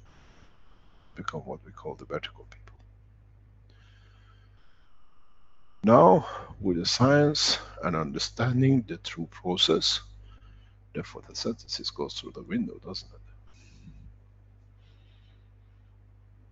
Because in this environment which you have created, you have all the elements, the nitrogen, the carbon, the hydrogen, that you do not even need to absorb water from the ground, because in that process of photosynthesis, what you call it, in this process of what we call plasma interaction, you create the gravitational magnetic field of the water, the same as the lung. You produce your own moisture. This is important for governments like Chinese government to understand what is their worries in the, what is the desert moving towards Beijing. If they understand this, they can create a condition that vegetation can grow without any need for anything. And in a way, by rooting, stop the movement of the deserts at the boundaries of Beijing. But this needs a lot of understanding. But when you create this condition, you don't plant plants which are not suiting the gravitational magnetic fields of the environment, like as we saw the tree line in the mountain, but vegetation which fit into this environment will grow themselves. You have to work in harmony with the environment. If you force it, then you have to fight it. If you create a condition which uses the true gravitational magnetic field of any destination, be it the desert, be it the sea, be it on planet Zeus, you can live. You can create a condition that is what you need for the time you need it. The creation of the deserts on this planet is done because of the, what we call the angle of the planet. The planet starts from the north and rotates down, and it goes through that phase of deserts and then coming down to the equator, and then the planets on the equators, they ball in and it turns over. If you go back to the history of, let's say, United Kingdom, it used to be some time ago part of a desert, and it used to be at the bottom of the sea in another time, through the angle of the rotation of the planet, which everything rotates. It takes billions of years, but they come up. The evidence of his is geologists. They can tell you very much exactly where you've been and what has been. It takes billions of years, but what is created in the North Pole gradually becomes part of the equator on the landmass. And this is, we cannot stop this process. But in so many ways, as it goes through it, you have to understand, then it shows why we cannot create, or we don't see as such vegetation in the desert area. Leave it to me, I make the deserts to be the oasis, green as what we call jungles of Amazon, because I understand why. But then this brings another problem for us.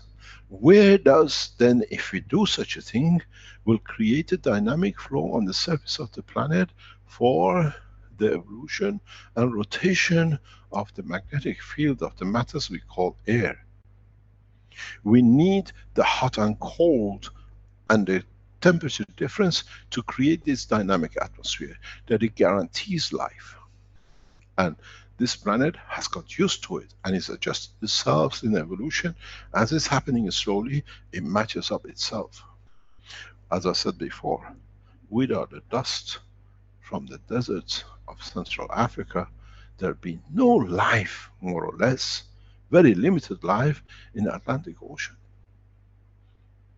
Because the dust from the desert, this red dust, becomes the beginning of the life when it lands in the ocean. Millions of tons of it. If we stop this, then what happens to the food which is needed as fish that so much man relies on? We become an integrated system. We cannot change it. One is depending on the other. But in places we can create small deviations, but not by what happened with the Israelis with Sinai Desert.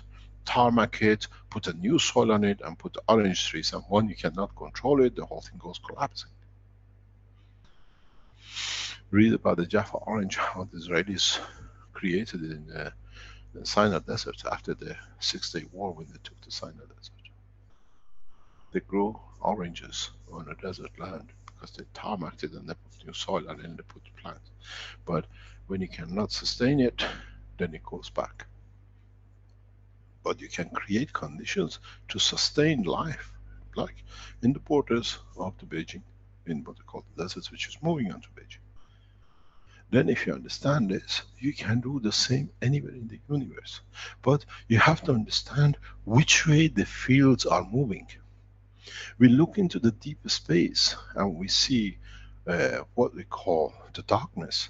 But in time when man becomes educated and creates new tools, we see the same thing. The magnetic fields flow in one direction and later on they flow in another direction. The same process as we have a day and night photosynthesis, as you call it, field flow, the same thing happens in the universe, but in a larger scale. In the dimensions, what we see, the pictures coming from NASA, the telescopes they have, and they see the magnetic fields, we see dimensions, environments where the systems and the galaxies are totally rotating different direction in opposition to what is the rest of the areas doing. Why? One is the direction of flow, one is the interaction of the other universes at that point. There's a lot to learn, but we have to understand this basic of the interaction of the fields. This, if you look, the reactor we showed in between, that the amperage changes according to the time. It gives you a lot of knowledge in how you can create lift and motion from any space. For those who are in a space research lab, understand this. I asked you a couple of weeks ago, run such a test to understand. Because if you can create a gravitational magnetic field using the Earth gravitational magnetic field that it matches, you don't need to bend anything. The field of the Earth, like a wind, blows you into the air. But because you have a field strength within the reactors you have created, then you dictate the strength of that wing. You want to float or you want to blow and go as fast as you like.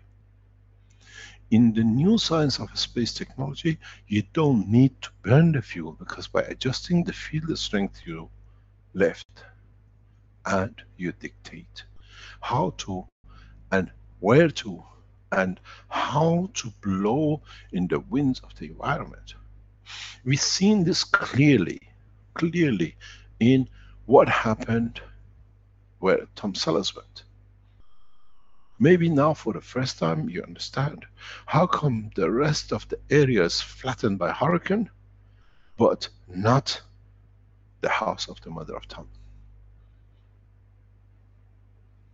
Because the gravitational magnetic field created by the gases which has fed the plants and more or less the whole environment with, is not just the plant, they have created a condition that they do not follow. They do not interact with the field of the environment. The wind has no strength to blow through it because they're above it. It's what we call gravitational magnetic field shielding. The shielding comes when you have a strength higher than the environment. It's a bulletproof, even though some wind might go through. Now, the whole science with the experience of what we've done makes sense. There is no mystery, as Tom was showing us in the Tuesday teachings of the, what they call the Earth Council and Universal Council, that he's done this and this is, that's why the mother's house is like an oasis. If you have the pictures, please can you put it up, Rick, if you can find it, from Tom Sellers. Now, understanding this, even the photosynthesis becomes meaningless. It's field strength interaction, and we understand this more. This is total part of the structure of what I said. We bring the physical teaching of the matter state into the field, and then is in the soul. Because a plant has a soul, because it interacts, it's a dynamic, so he has a center line.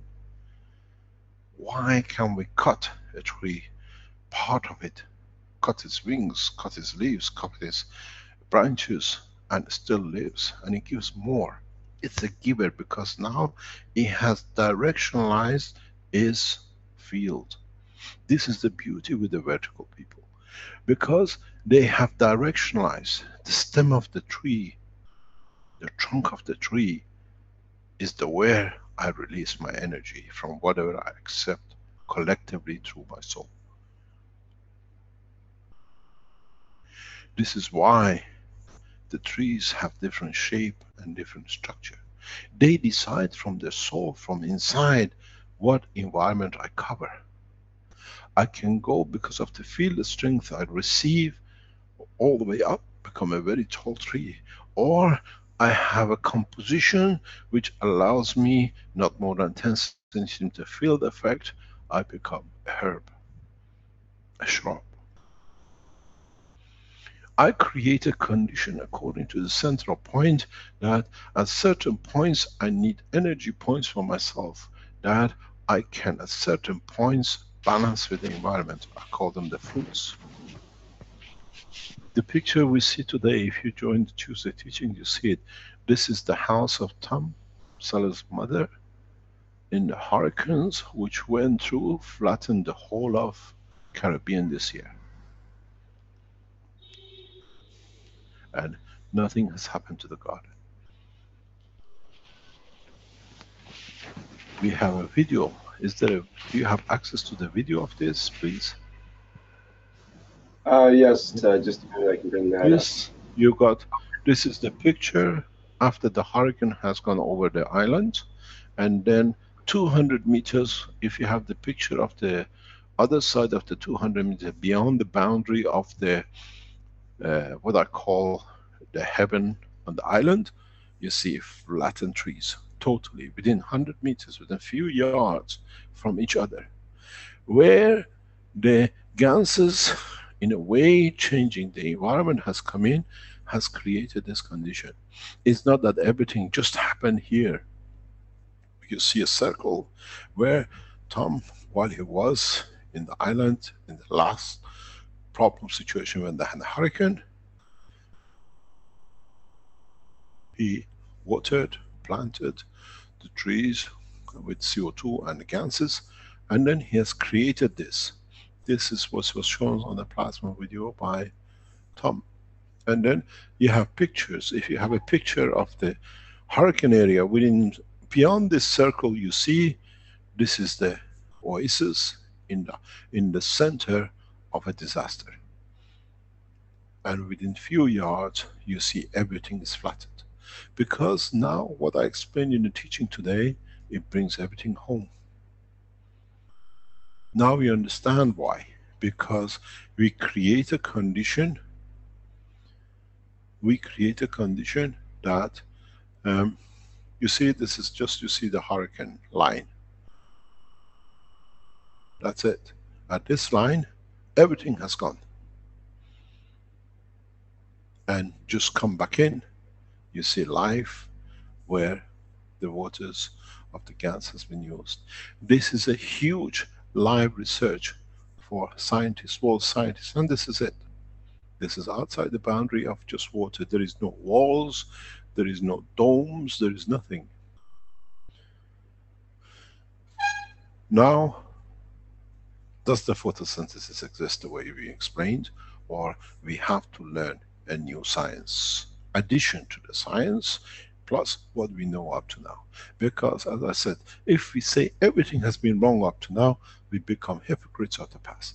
We can add this knowledge to what we know now to complete it.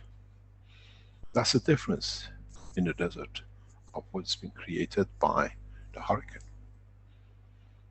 Every leaf, every plant has created a condition. Even the physical structure of the building is protected as part of it. And this is few days after the hurricane, the whole island has been cleaned out. Keshe Foundation technology, plasma technology, is the only solution for mankind to overcome half of its problems. The other half is understanding of the totality and what we call the problems we have created for ourselves. We have to understand the true knowledge. We have to understand that gravitational field strength is not just, as we said with the hypocrisy, that it passes the life,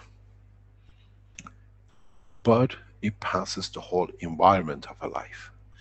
Can I ask you please, Rick, add this video at the end of the teaching of today. Tom's video, when we finish, just let it be there, because many world governments watch these teachings and then they can see the real effect of the problem they have and how simply it can be solved. This is a big teaching for governments in Africa and in Asia, and what we call the conditions which needs to be understood. Now, what I explained in regard to photosynthesis makes sense. That in creating new environmental condition, with the presence of the gases, we influence the environment. We decide where we don't interfere the gravitational field of the earth to interact with the plant's inner, what we call the Gans state of the leaf of a branch or whatever, in respect to the sun's gravitational magnetic field pressures. Wouldn't we like to see this across all the islands of Caribbean? Let the hurricane come. If the government, like American government, decides to spray the islands with the CO2 gas, they'll have more effect than what they did with the orange agent in Vietnam. The beauty of the light of the gas is much better than the color, orange color of the poison they have left. It's still killing so many people. This is why we need one nation. This is why we need to become one nation. Then let the hurricane blow across Caribbean. Nobody cares. The building is still there. Because the field created by the plants through the CO2 has even protected, changed the environment, that the wind does not affect the building. As we see, most of the houses in the island are flattened. We still see the beautiful one sitting outside a beautiful house.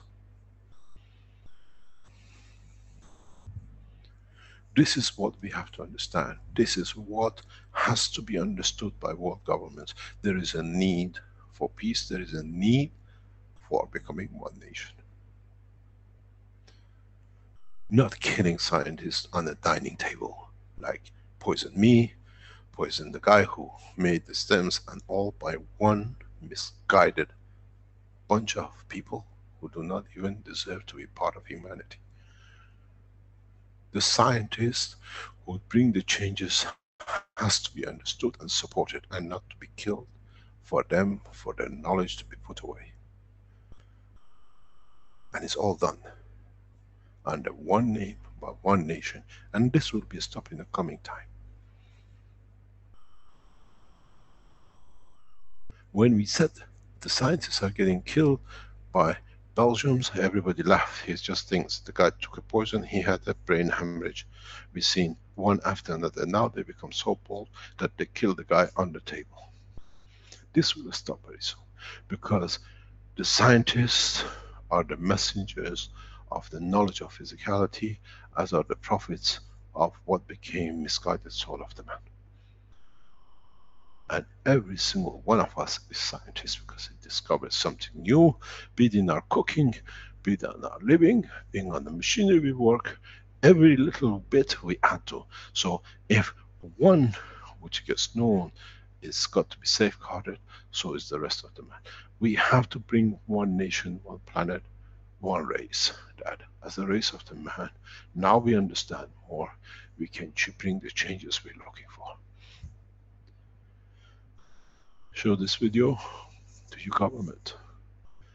All the Caribbeans, take this video, Keshe Foundations, and say, this is in the island where it's happened. Let them go and see it.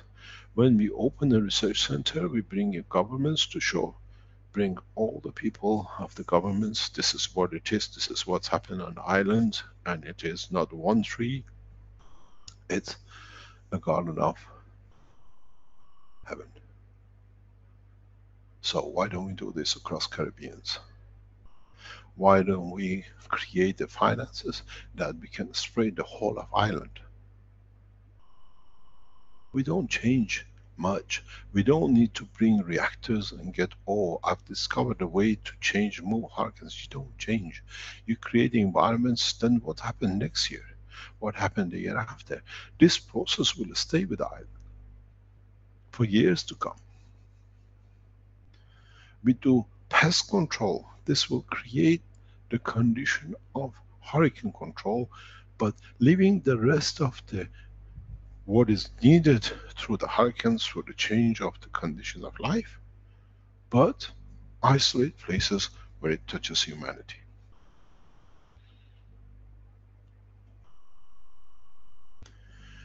This is what I said, the fallacy about photosynthesis, because it doesn't exist. But because nobody understands we can create any rubbish, people believe. It's become a religion. Misguiding people and letting them believe is the correct. But in a way, we didn't know anymore. We didn't know till 2 or 3 weeks ago how much Moses lied to us and he destroyed what he wanted to not to be known by us. Now we know the whole, what I call enlightenment. The same is with this. Understand photosynthesis, you call it.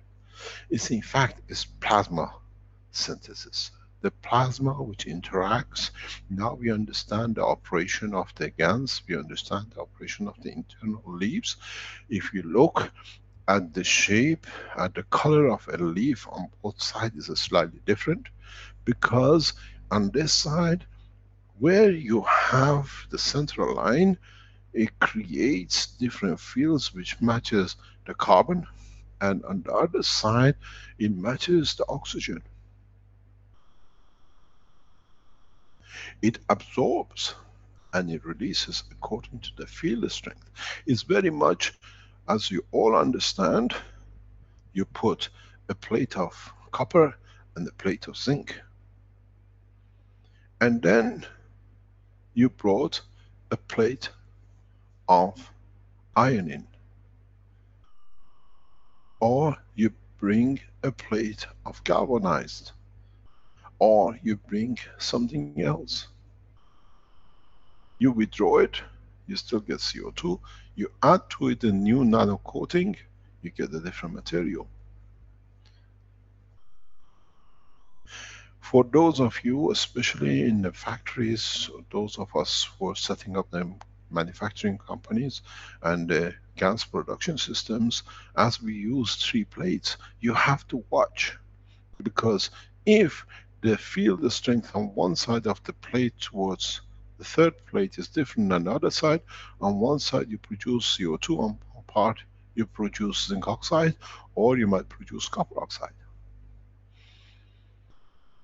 The system control in the Keshe Foundation manufacturing management team, this is something you have to watch. The electric current between the plates has to be, even though we use the same plate, otherwise you create huge amount of mixture of other things inside.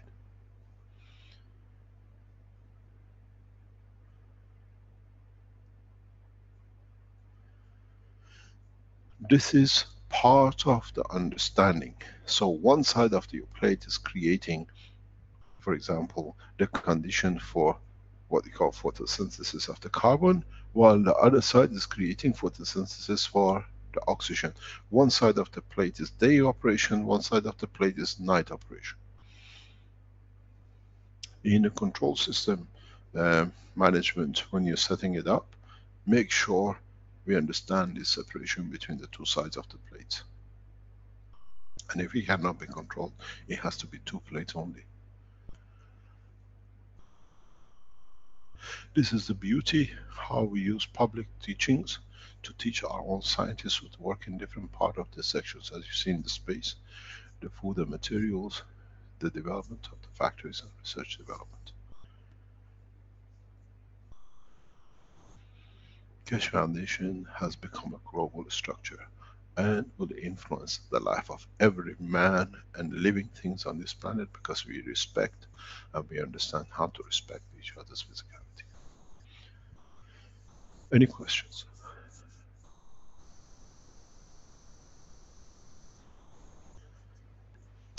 Thank you, Mr. Keshe.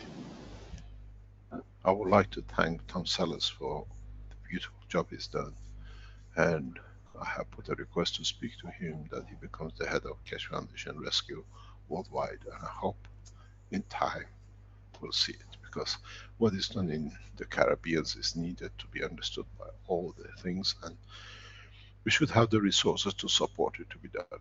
We don't need to go and every time, every year to rescue and worry how we can feed them. We change the environment of the Caribbeans in these islands that no hurricane can touch.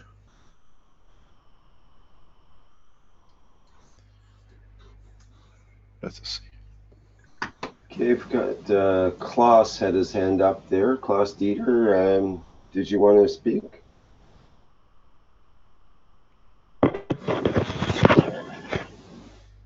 Hello. Yes. Hello. Hi. Hello to the Hi. Keshe. Hello. Hi. Yes. As Mr. Keshe know, I worked many years with the diamagnetic fields of the minerals, and especially different fields of humus molecules. And we see now a possibility to help the olive trees with this bacterium effect. Please, Mr. Keshe, contact me in the next days, and I want to discuss this with you. It's a very fine way with a form of liquid plasma, and I can show you this with the crystallization of the root structure of the water, how fine this works. Can you explain more? And all the trees are healthy. Yes, you see there is a big problem, as you know. There is a big problem in south of Italy. Millions of trees are affected. Yes, I know. When we offered a solution to the Italian government authorities, they were not interested, because the money made out of seeing the olive trees destroyed for their private accounts is much more important than the salvation of the trees. There's a huge amount of money is given by EU to sort this problem out. The problem sits. We have worked with the highest people at this level, and they've been told not to touch because there's a lot of money is made. It's like the bridges in Italy which go nowhere, but the EU has paid for it. I think the work of the EU has to change. Has to be performance index payment, not we pay and we would like to see performance. This is one of the biggest faults in the European community. They budget, we give, and then you see how much you can take from it and rob the European community from. Then this is the guidelines, you deliver, we check, if it's there, we pay. And this is what it is. What you're trying to explain to us, we know for a long time. I have negotiated with the Italian authorities at the highest level regarding the problem with the olive trees in south of Italy. You just need to change the environment in a way you don't change much, but what do you call the pest or whatever is there, it changes and the trees grow very healthily. But it's not interested because the money, billions, has already been guaranteed by EU, and the money has already ended up in Swiss banks and on the bottom of the trees to change them, to help them. There is no interest in EU to salvage anything unless the head of EU become clever to it and understand that's what it is. They've created a 10-kilometer gap inside of Italy for the trees as this disease is growing and going further, but it can be stopped with less than a few $1,000s in changing the environment. We are quite aware of this. I've done tests on it and it works. But if scientifically can be shown, they still won't be interested because the money's already ended up in Swiss banks and the private jets and the rest of it. There is a flaw in the structure of the EU, and that has to be corrected by EU leaders and nobody else. We know this, what you're trying to show me. I hope I'm correct. We know this for a long time, and we have offered how we can change. It's not just olive trees, you can do with any disease tree, anywhere in the world. And this is the beauty of it, because you don't change, you don't kill the animals.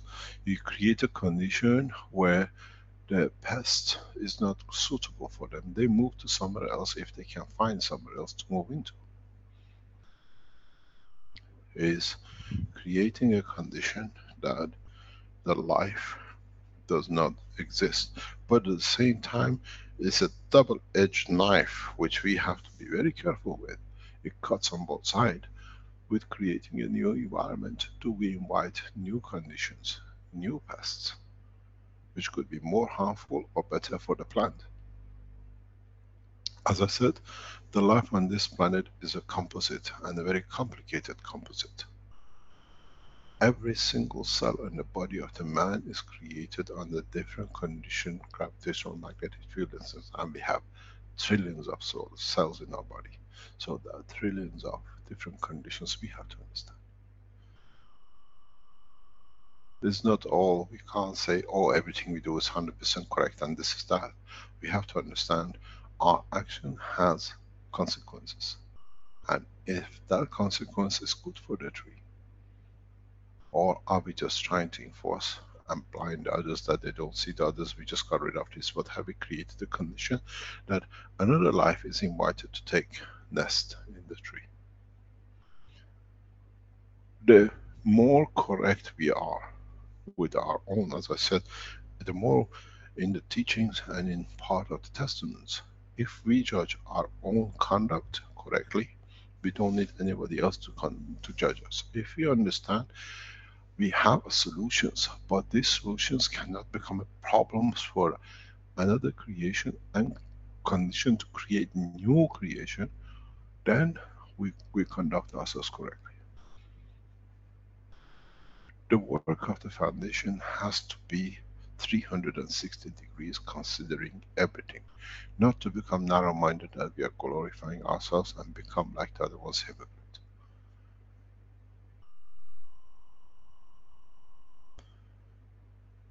What do we create by changing? Okay, the tree can survive much better, but do we create problems for the neighbors in the next field? Or for the plant to become the center for a virus for a plant than just being a seed or whatever, or a worm?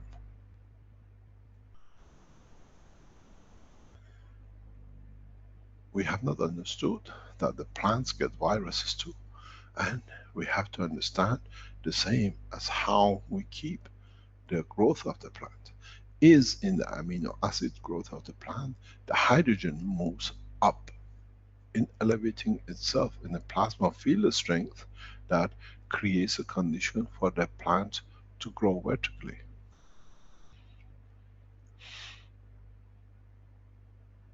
Then, as we said, go back to the teaching in the agriculture, every every tip in the leaf of a mint has a strength magnetic field connection that it adds to itself.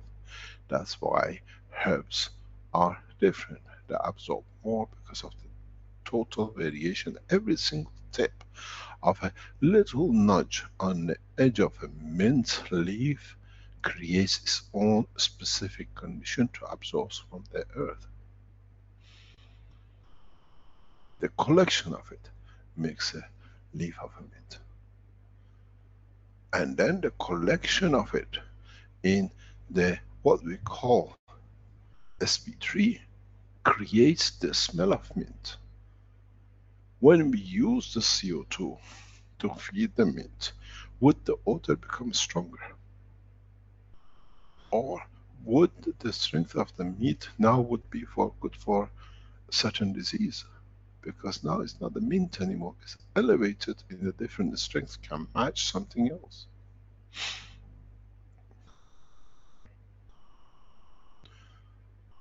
We have to be open and understand and be correct. As I said, goes back to what we call the 12 commandments, now 24 commandments.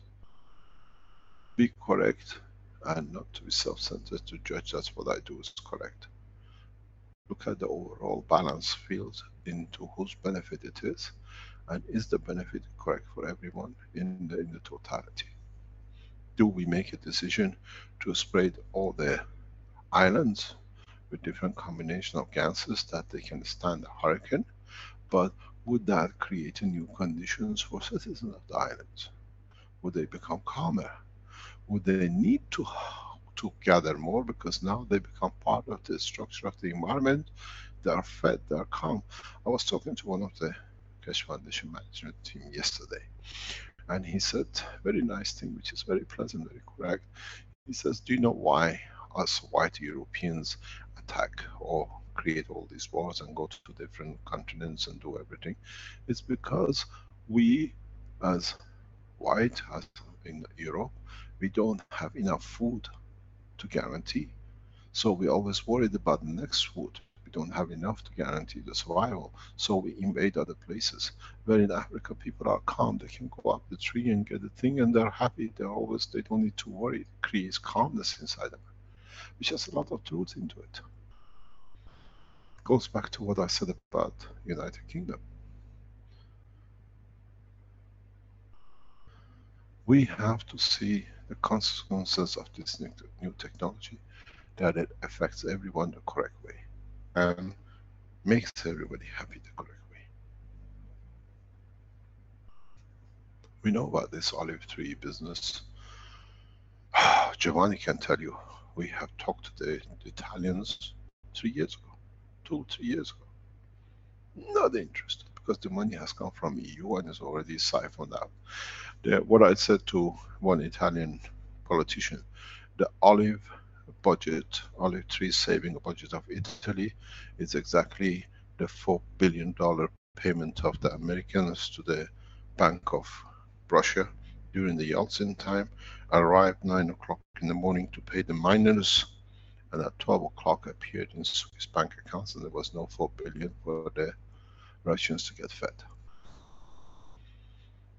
EU process of distribution of the wealth has to be performance index, not prepayment to rob. And then they would have grabbed the technology like us. If you show it to us, we can get the money. It's prepayment of bribery, I call it, and it has to stop. We see the same thing with American agriculture.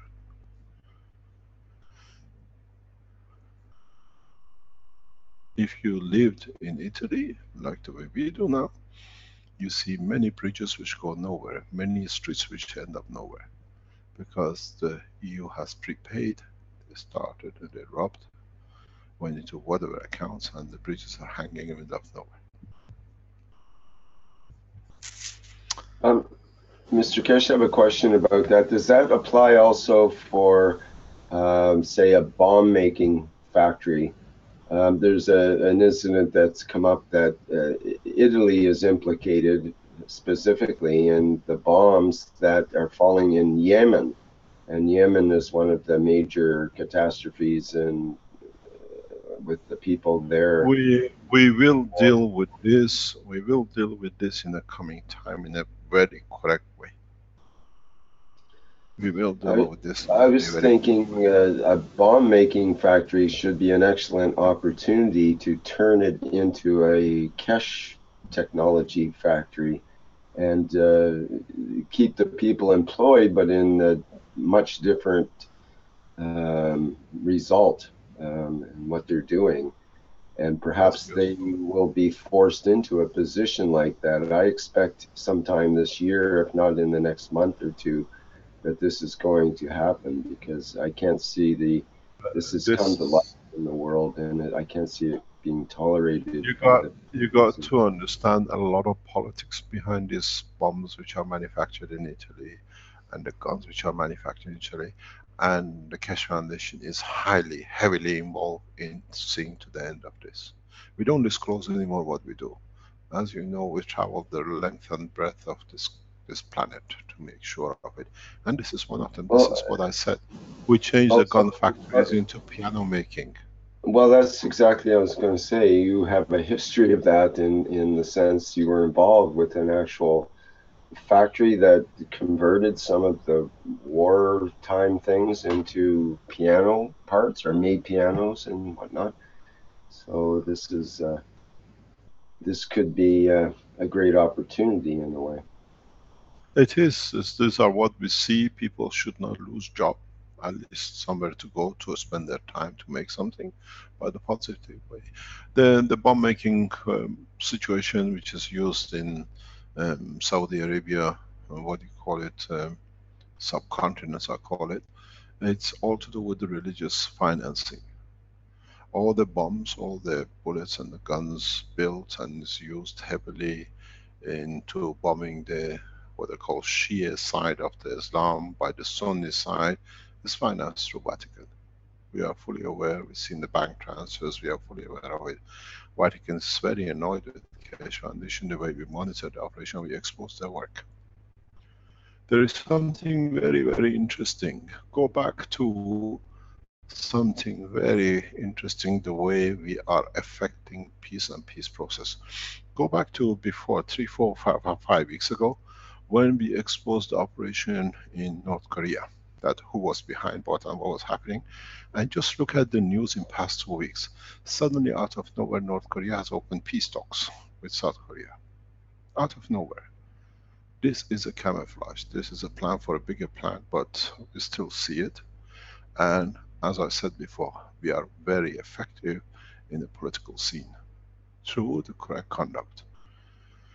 If you would have said negotiations as we've seen in past 48 hours, 72 hours between North and South Korea, suddenly coming by a man who made the rockets to bomb them, is not out of strength, it's the exposure of the who's involved we did before Christmas in the teaching. They thought it was hidden, now it's not so. Now there is a new game in town trying to cover up, but they still carry on underneath. We are heavily involved in opening structures to create peace, but with it we have to show who's behind what. And it's possible. You got to understand, as long as the Jewish world and the, what I call Catholic world, keep the Islamic nations at each other's throat, the more they can blame the others to collect more. I'll give you the statistics sometime in the future, how much each person is counted by Catholic Church is worth as a financial entity. It amazes you what it is.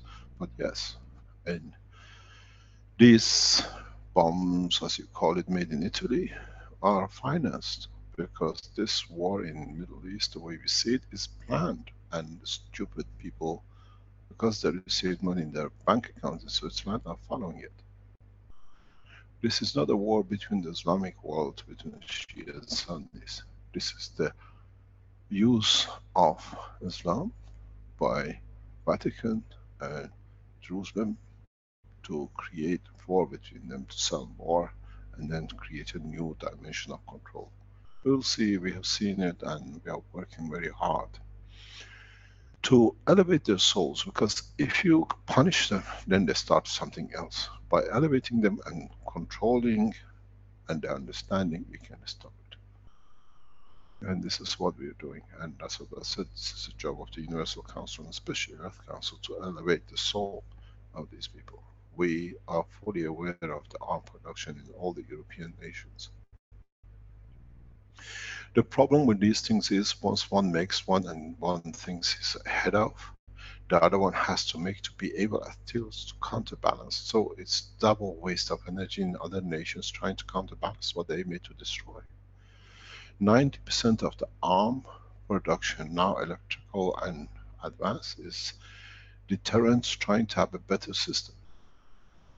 Than if you can do a better system to save, why do you need better system to kill? The time has come to be peaceful, and the technology will bring it. And the nations who can bring this, we are talking to, you're working with. And they can. In the coming time, we will see this change will come through, because they are getting fed up of creating arms. Creating to kill, but the thing is, we are creating to kill and then becoming obsolete, because now they made the new things, we have to be better. So huge resources, especially for what we call rich nations, is going into a defense which does not need it to be defending something, and then becomes obsolete because somebody is more clever. The intelligence of the man has to be used to the benefit of advancement of the man, not the destruction of the man. That's the whole purpose of the Keshe Foundation. I enjoyed when I received a message on Monday, on Tuesday, that the new research center has started and they're already working. I've seen the pictures of it this morning. It's fantastic. It's blessed the souls who are operating and working in that dimension. And then you will see more and more results in the time to come as a products in Keshe Foundation manufacturing side. These 3 new research centers for the foundation will be cornerstones of the future research centers for humanity, and they build up. We have budgeted for up to 1,000 scientists in 3 locations, just for advancement of technology and conversion for the new factories, because to be able to run 500 factories, we need to create a new condition that it changes what we want, and it's there to be done.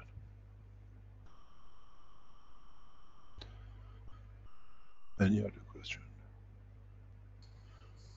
I think John Wells had a question here, and do you want to go ahead, John?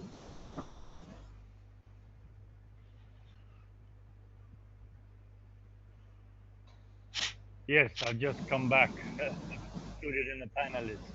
Yes, Mr. Keshe, I would like to know if you must be up to what Victor Schauberger discovered, that when a tree is cut, the trunk of a tree is cut with a copper axe, it regrows. The copper helps it to regrow again.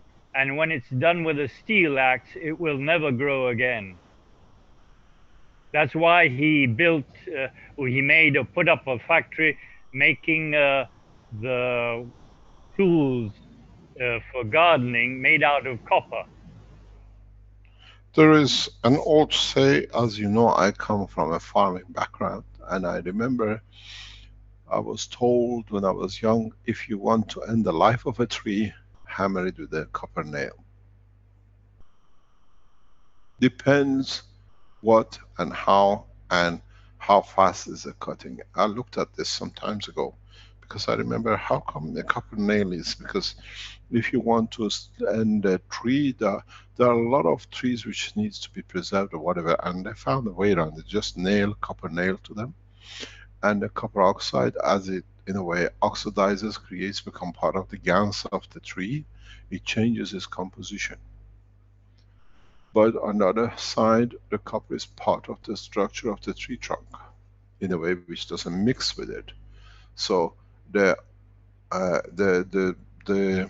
reason you do it with the iron and it just kills it is because it's exactly what you did in the trunk, in the box of the CO2.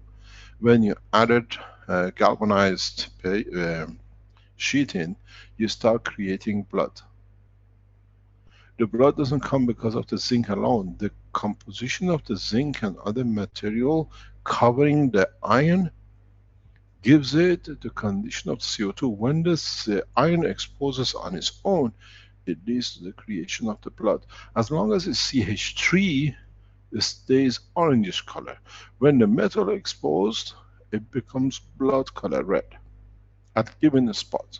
So when you cut it with a steel, you change the composition of the environment into the hemoglobin, which is not part of the photosynthesis of the tree. We have to understand the principle behind it. I've done a lot of research on this in the past. So the reason when you use a steel is because now we understand that trees are made of amino acid.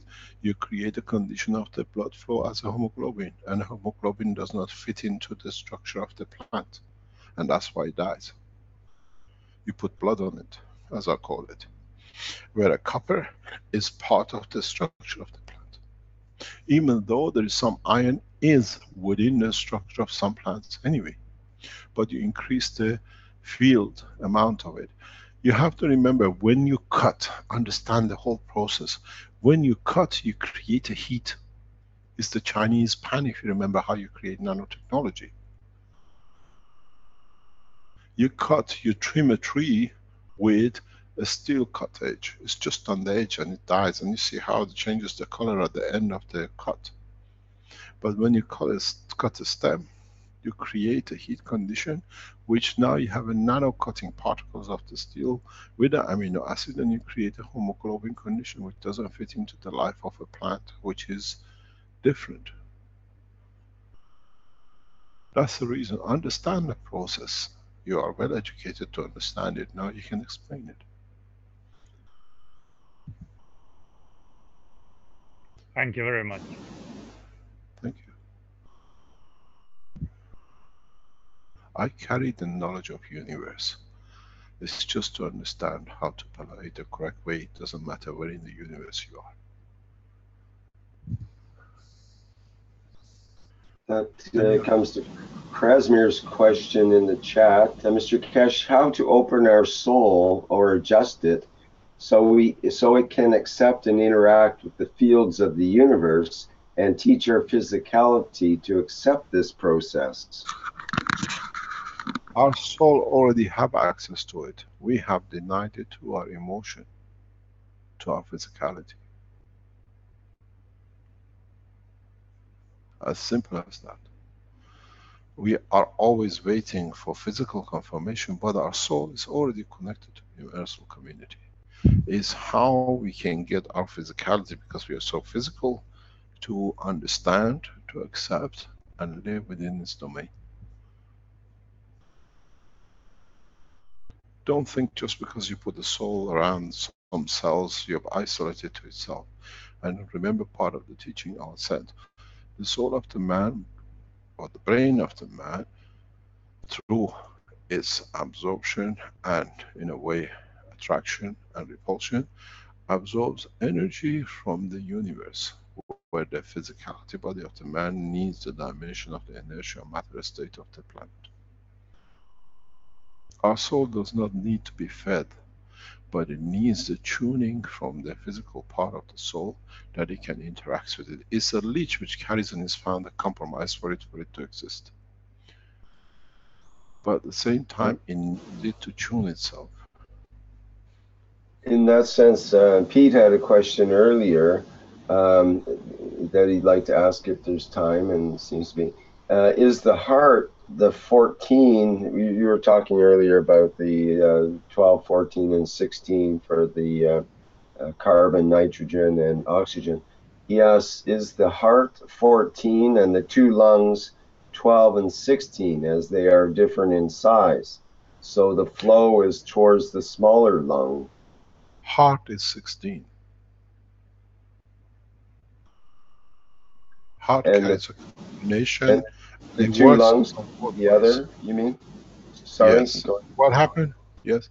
What happens, we need the, in a way, if you look at it in one way, yes, it's the nitrogen, but in reality, because it creates the totality of the field, and the balance side comes up from the two sides. If you look at there is a left lung and a right lung. The left lung is connected in one way to one part of the brain, which creates and affects the, what we call the absorption part of the brain. That's why we are very emotional as part of the work of it. When you go onto the left side of the brain, we become, in a way, a giver. It's magnetical. Because if you look at it, you give with your right hand, which is connected to the left side of your brain. The same thing goes with the heart, the structure of the inside the heart and the lungs. The heart plays the two game as a nitrogen, but at the same time, because of the strength of it, it works at the high level of the oxygen. It has to be able to be a balancer and at the same time to play the condition of the balance as a nitrogen and oxygen to feed the surplus into the soul of the man. But if you look at it one way, yes, it is. But the other way is the oxygen, because it carries the total much higher strength levels, which can feed and create that dynamism. Is part of that dependent on whether we're breathing in or breathing out? Of course. Why do we feel good when we walk amongst vegetation and in the parks? We receive of a higher order, which is the oxygen aura.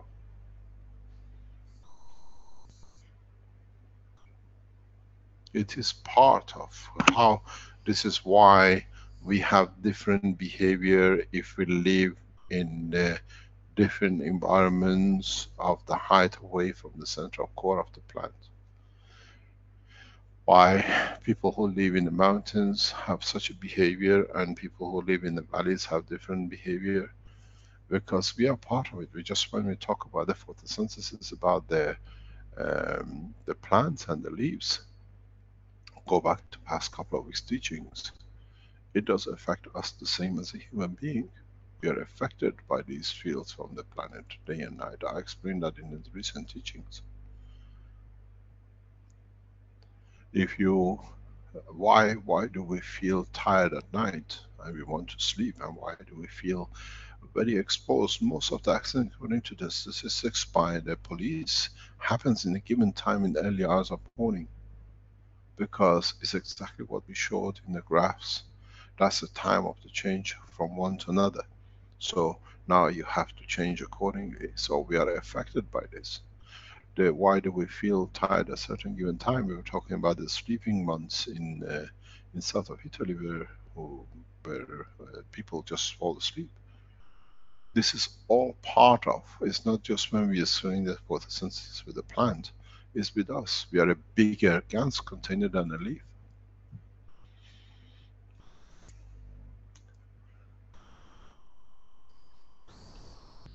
Mr. Keshe, Delphas, what is the relationship of the soul of the physicality and the non-physical soul?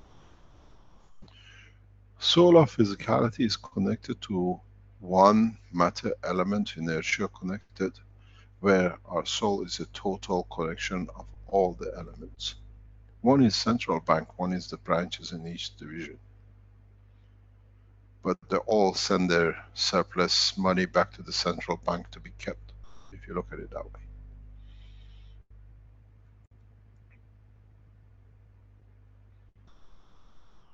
The biggest surprise will come for man when we go into space, that we realize we have more than we thought.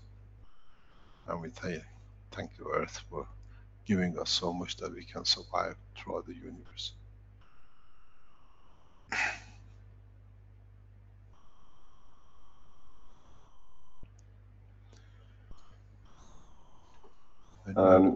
Question from Krasmir. Mr. Keshe, during our physical life, we invest time in developing skills and knowledge that might be useless in the life of the soul forward. How to know what skill and knowledge to develop, and what to use our time and development for? First of all, skill is a knowledge gaining condition for the elevation of the soul of the man. And a farmer skill is for his physical matter state, and an engineer or an architect or a builder the same.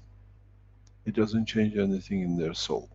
In a way, it elevates for them to understand more of what they are, but it's literally irrelevant, because in a way it adds to one part and not the other. But you have to remember something which is very essential, and I referred to it before in the teachings. We carry all the knowledge of the past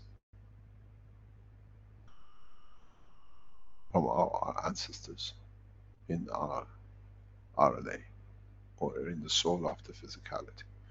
So we have the knowledge, so we carry the experience, but that is for our physical part. The emotion, as we said, there are no carpenters in the space and there are no steelmen and builders. What we gain from it, the joy, the happiness that we serve, we elevate, we create something that the others or our own physicality can live off in balance, then we see the difference. This is part of our misguided misunderstanding that we have to be a PhD or a doctor to have a higher soul. I promise you. A farmer in the middle of the jungle who sees no one but is chosen to live most probably has much higher soul than the man who's a professor and a PhD, because he had to cheat it a lot. But the farmer in the middle of Amazons negotiates with trees and plants, understands and lives in harmony. Goes back to the question of Hitler or Mandela.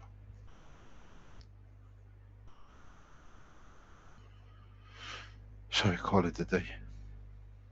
Mr. Keshe, good morning. I was wondering what happened to Azar. Good morning. There's two things I want to ask. One, you said the other universal community, they're amazed by us. Why they're amazed by us? And second thing is, you said we're an accident, but we turned out to be a beautiful accident. What was that accident? And creation of the earth is the accident, the way it's turned up. And why we are the puzzle is that how come these people have everything and they don't see it? How much they're ignorant to their own creation. I think this answers both of you in one sentence. And why the earth was an accident? Why? It just created out of the accident, just coincidental, and it took a direction of the rotation.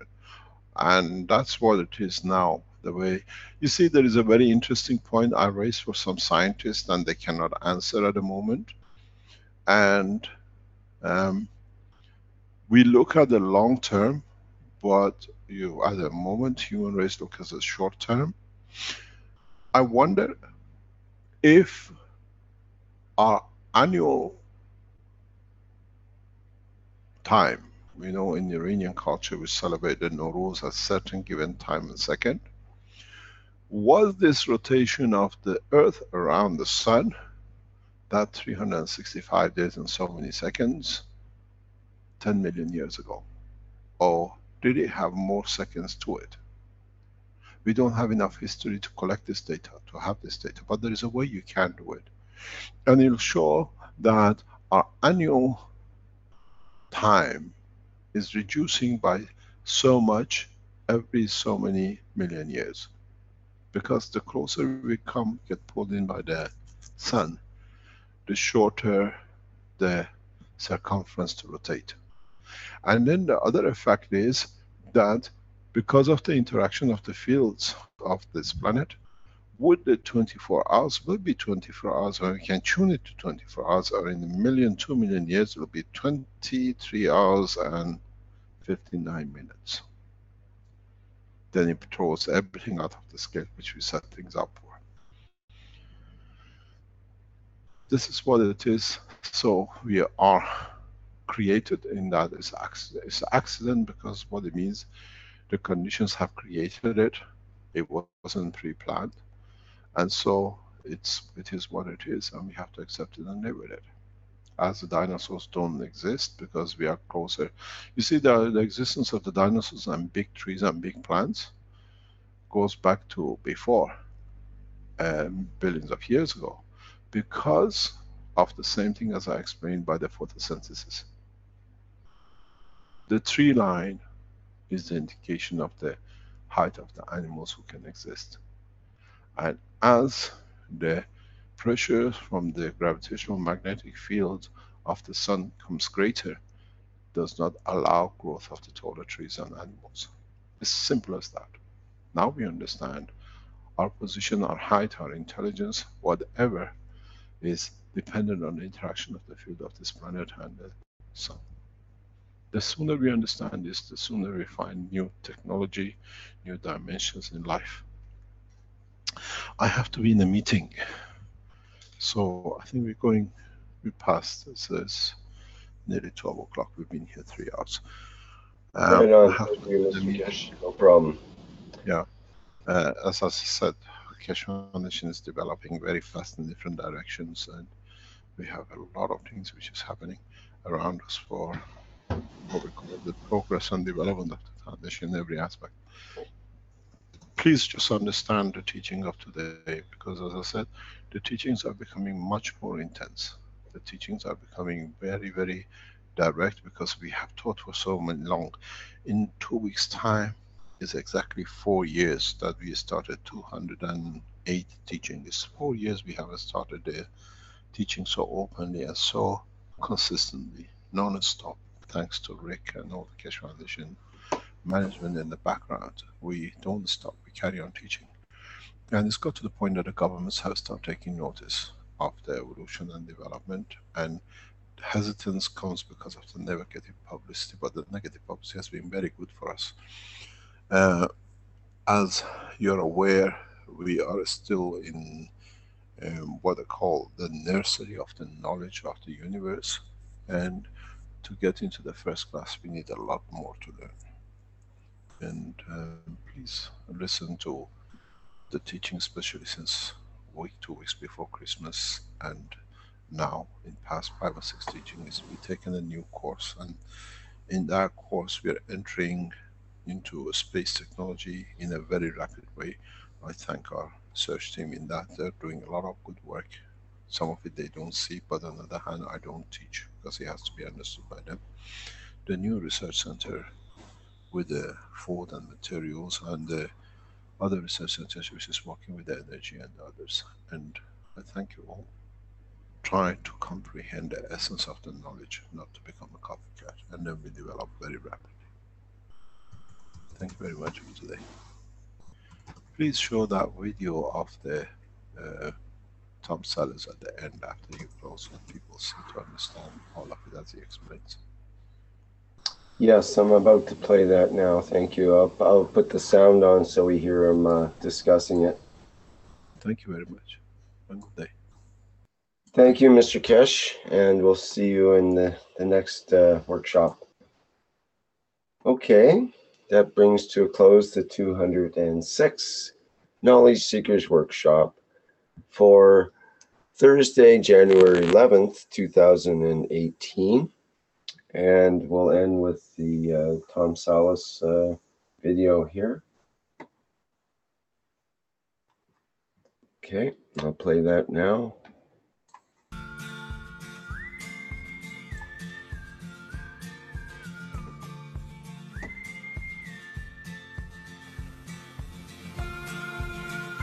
So I'm trying to give you an idea of where the edges are to what we might be looking at for some kind of a protective dome for that the plasma has given us. So what I'm doing here is I've started in front of the house and I'm walking down the track, and you can see there's the flowers, everything's all right, a little bit tangly, but it's all right.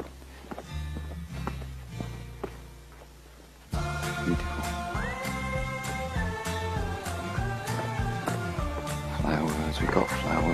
flowers. And there's the bottom of the track. That's the kind of state of things. So you can see there is a difference. Is it the plasma? We just don't know, but I suspect yes.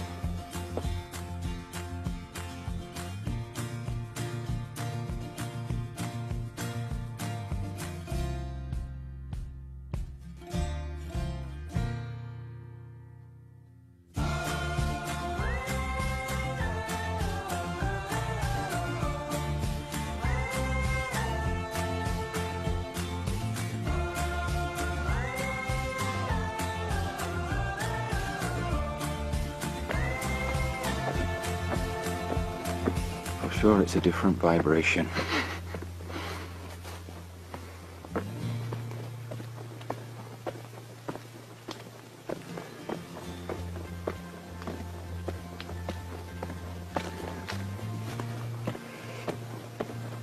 And I'll go and stand right in the center in front of the house. Say hi. The way it looks right in front of the house.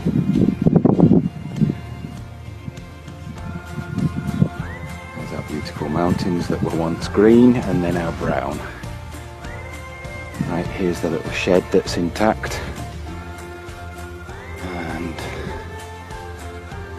kind of over the top there is my little house shack that got blown down. Kind of over there is the other shack that got blown down. So we feel that there was like a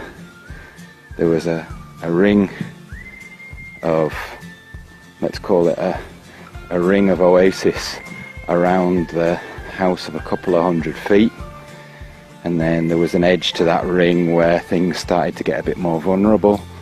We don't know if that's the case or not, but have a look for yourself. It's certainly a nicer vibe up here than it is down at the bottom of the track.